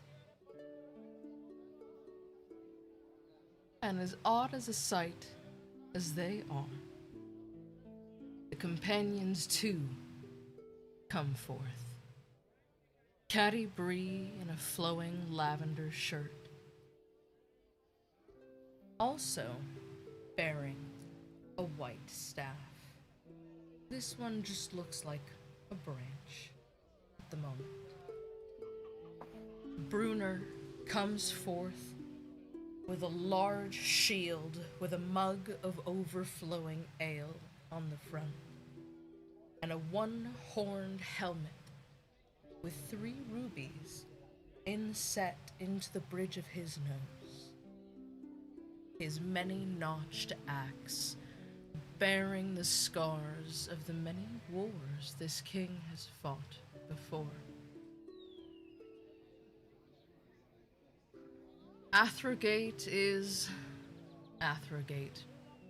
He sits atop Snort, flaming battle axe in hand, picking his teeth and exchanging limericks with Ambergree, who bellows in laughter loudly, enough for the whole room. She too bears an axe. On Athergate's belt, twin morning stars, not unlike your friend Drizd's, but not alike either. These bear no chain, and simply reside at the end of a long handle. Drizzt Duerden has his cloak up around his face. You see now that it is lined with light fur, a thick, heavy thing, and the breastplate of his armor bore beneath it the greens and blacks of a ranger. Twin swords on his hips, and a gleaming bow on his back. Ticking time, Bob. Thank you for the raid. Welcome. Thank you for the raid ticking Welcome. time bomb. Let's go. Unseelie Unseelie raid. Let's go. Hi, Serpentine Muse. Welcome. Hello, hello. Hello.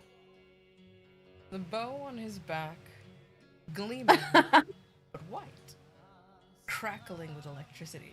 Rating party of 5, but not the bad 90s TV show. Thank God! Thank you. On his ankles, some of you noticed something. You roll perception for me.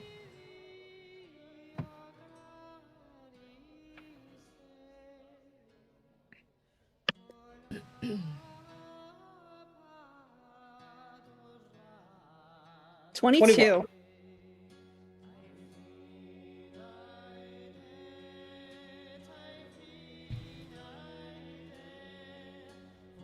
You got this? You know what you're 9. looking for, Kelly? Yeah, I do. I just confirm what it was. 14. Cute raid shields. Nice. The famous Drizzt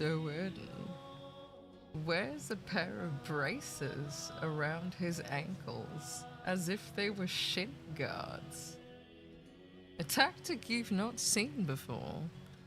Though I suppose if you've run out of wrists, it could work in theory. An ankle is just a wrist for your feet, you suppose.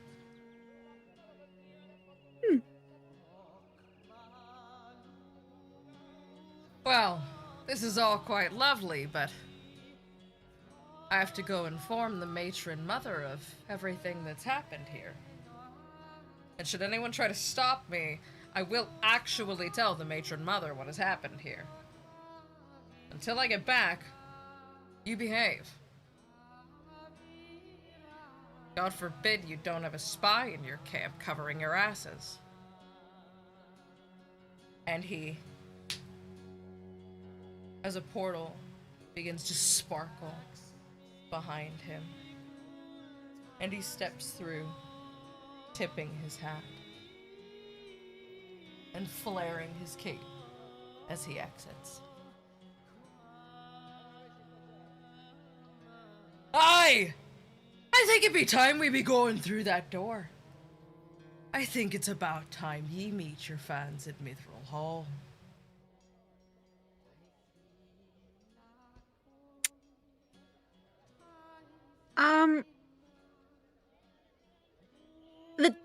The type of fans, the good type, or the type of fans, the bad type? The type of fans being the dwarves who will cheer for whoever I'm bringing through that door that be crazy enough to march with 4,000 dwarves to take back the throne of Gonchel Grim. Oh, good. Okay, good. Also, in my head canon, this would be the moment that Brunner goes, "Let's fucking go!" That's a little out of the realms, so we'll just pretend. I suppose now is as any good of a time to get this party started, if you will. As you ascend the stairs of the keep, which seems like an odd move when you have a magical front door right there, you pass the second floor, and the third floor, and the fourth floor. And as you arrive at the fifth floor, the companions of the hall gather their gear and begin to walk towards a door of one of the rooms. It would seem they too are semi-permanent residents of the keep. You wonder who else might reside within these walls. As you look up onto the balcony, 4 doors stare back at you. One adorned with a unicorn and a har, the noble mount of Mirliki. The second, adorned with the elk of the rugged tribes of Icewind Dale. The third, with a house crest you do not recognize. And the fourth, with the crest of Clan Battlehammer. How long have these been here?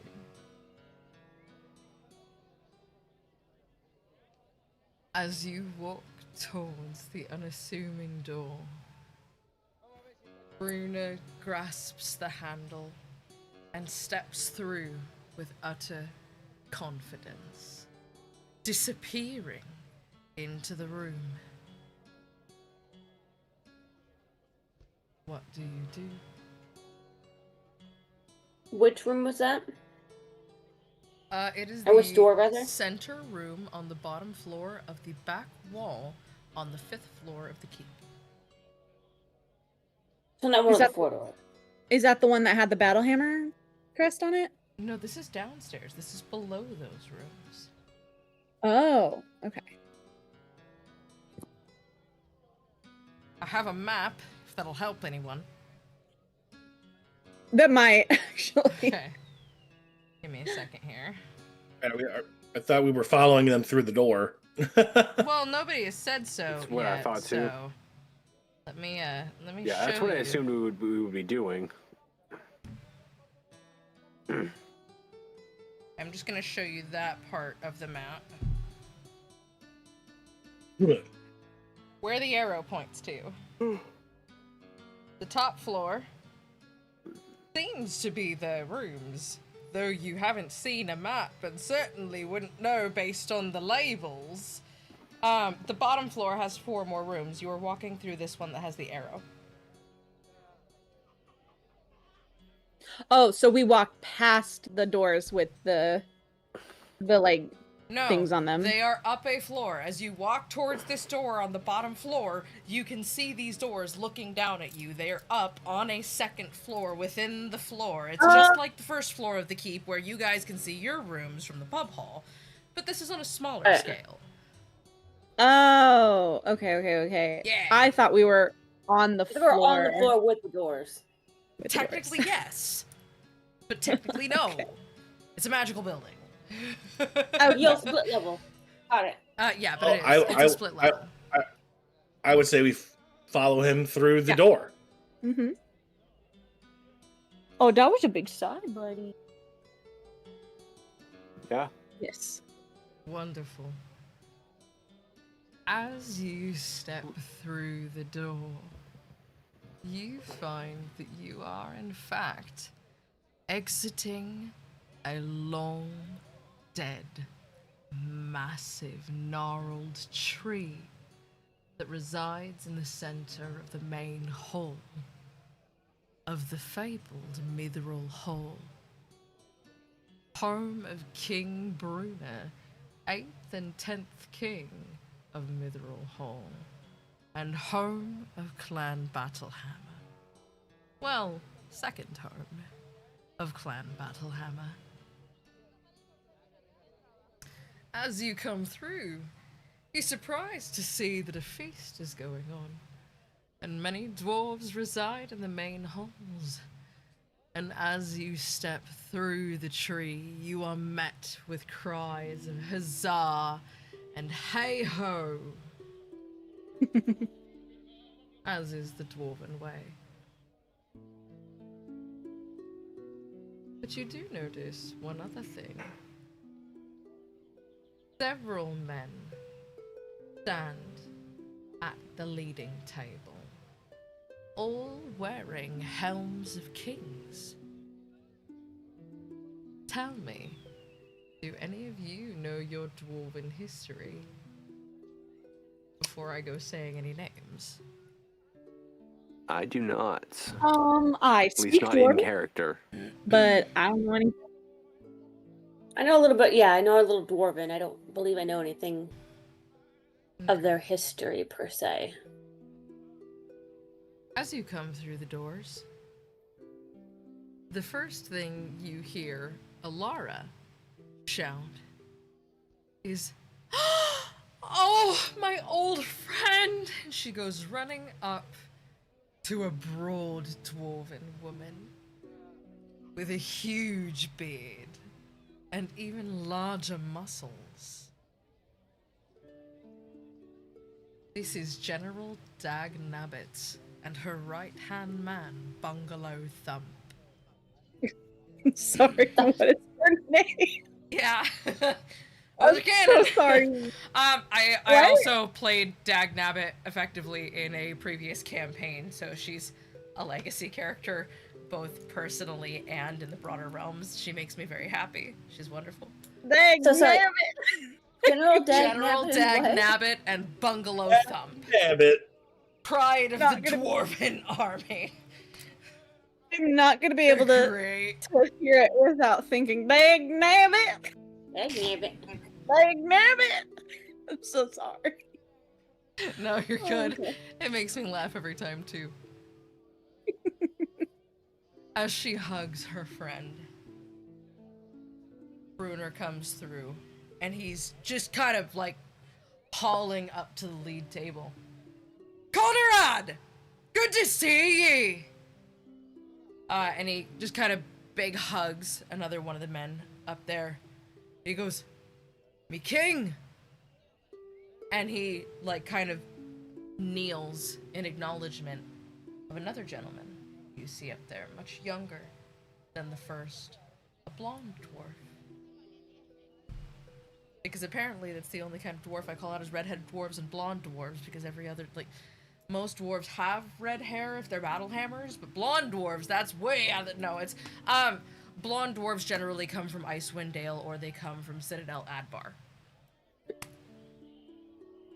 which is another one of Dwarven strongholds. Shaking your hand too long. You are in the middle of a room full of some of the most important dwarves of your time. And in a room with one of the most important dwarves of all time. Who would like to roll perception?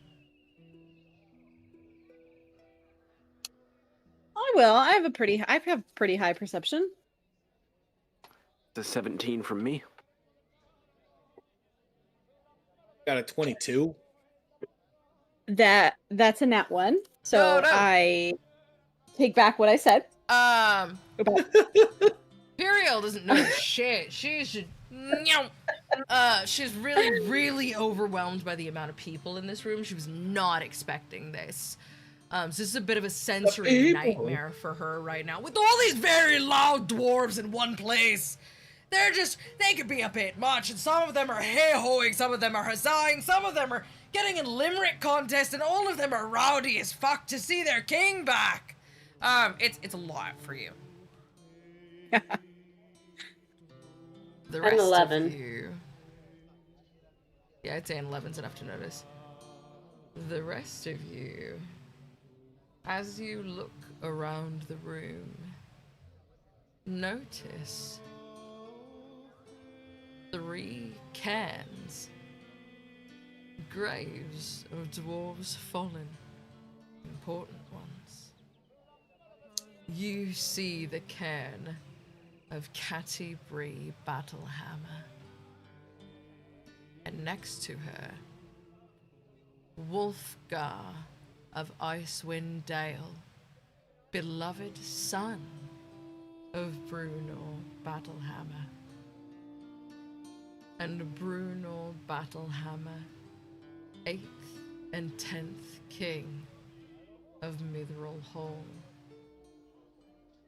Catty Bree's cairn seems disturbed, and recently there is still fresh dirt around the edges, and it would seem that someone cracked it open.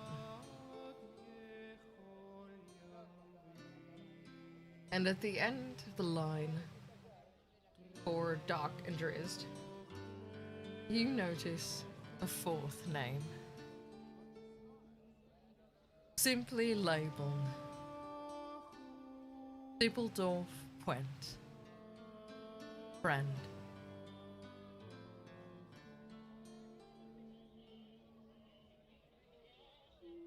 And that is where I am going to leave it for the night.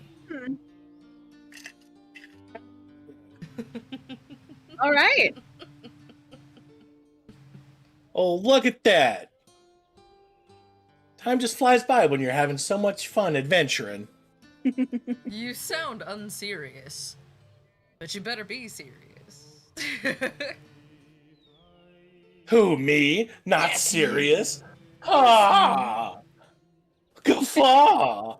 You guys, thank you for tuning in tonight. You guys were so sick. Crit Crafters, Ticking Time Bob, thank you so much for the raids.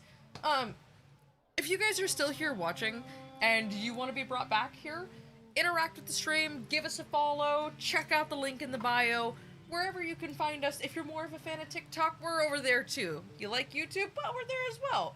Anywhere that you can find social media, except for the platform. You know the platform. We're not doing it. I'm not going there. It used to be a bird, and now it's not. We're not doing that. But you can find us everywhere else. So I gotta say that platform. Just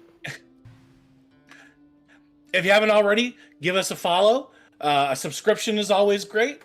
If you like all the I'm hearing music voices. going on. I think I just said this. Oh. Oh, right.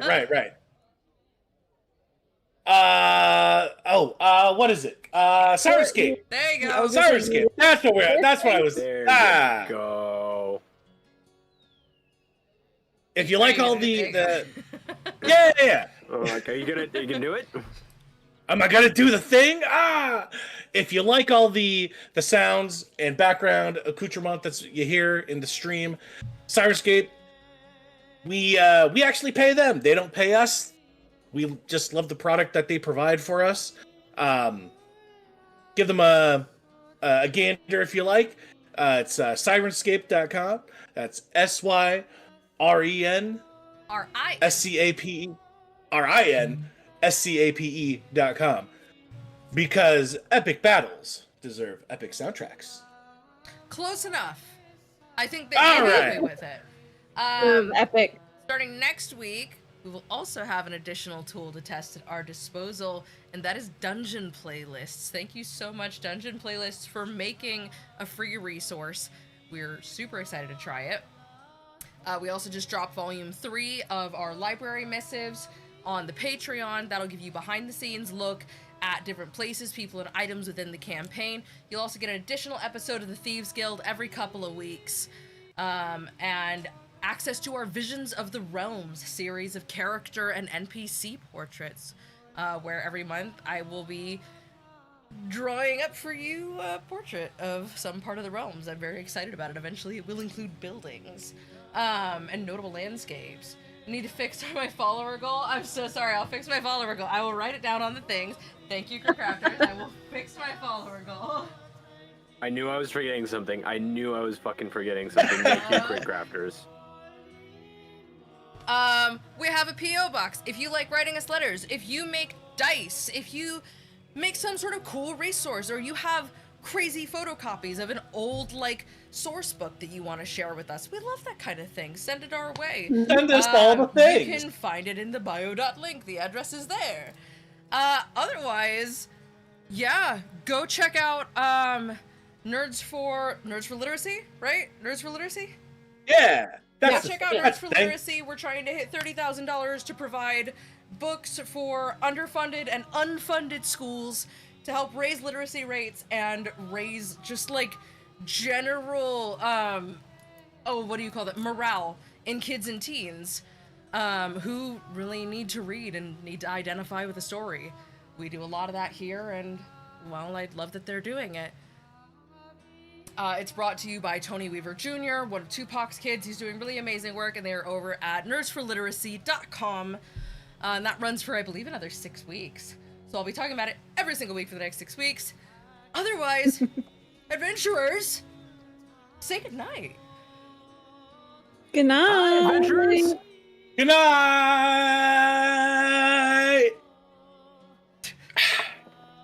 Thank you so much for joining us. We've had a great time. It's been an absolute pleasure. And until next Wednesday, we'll see you in the realms. Good night, everyone. Bye. Doodles.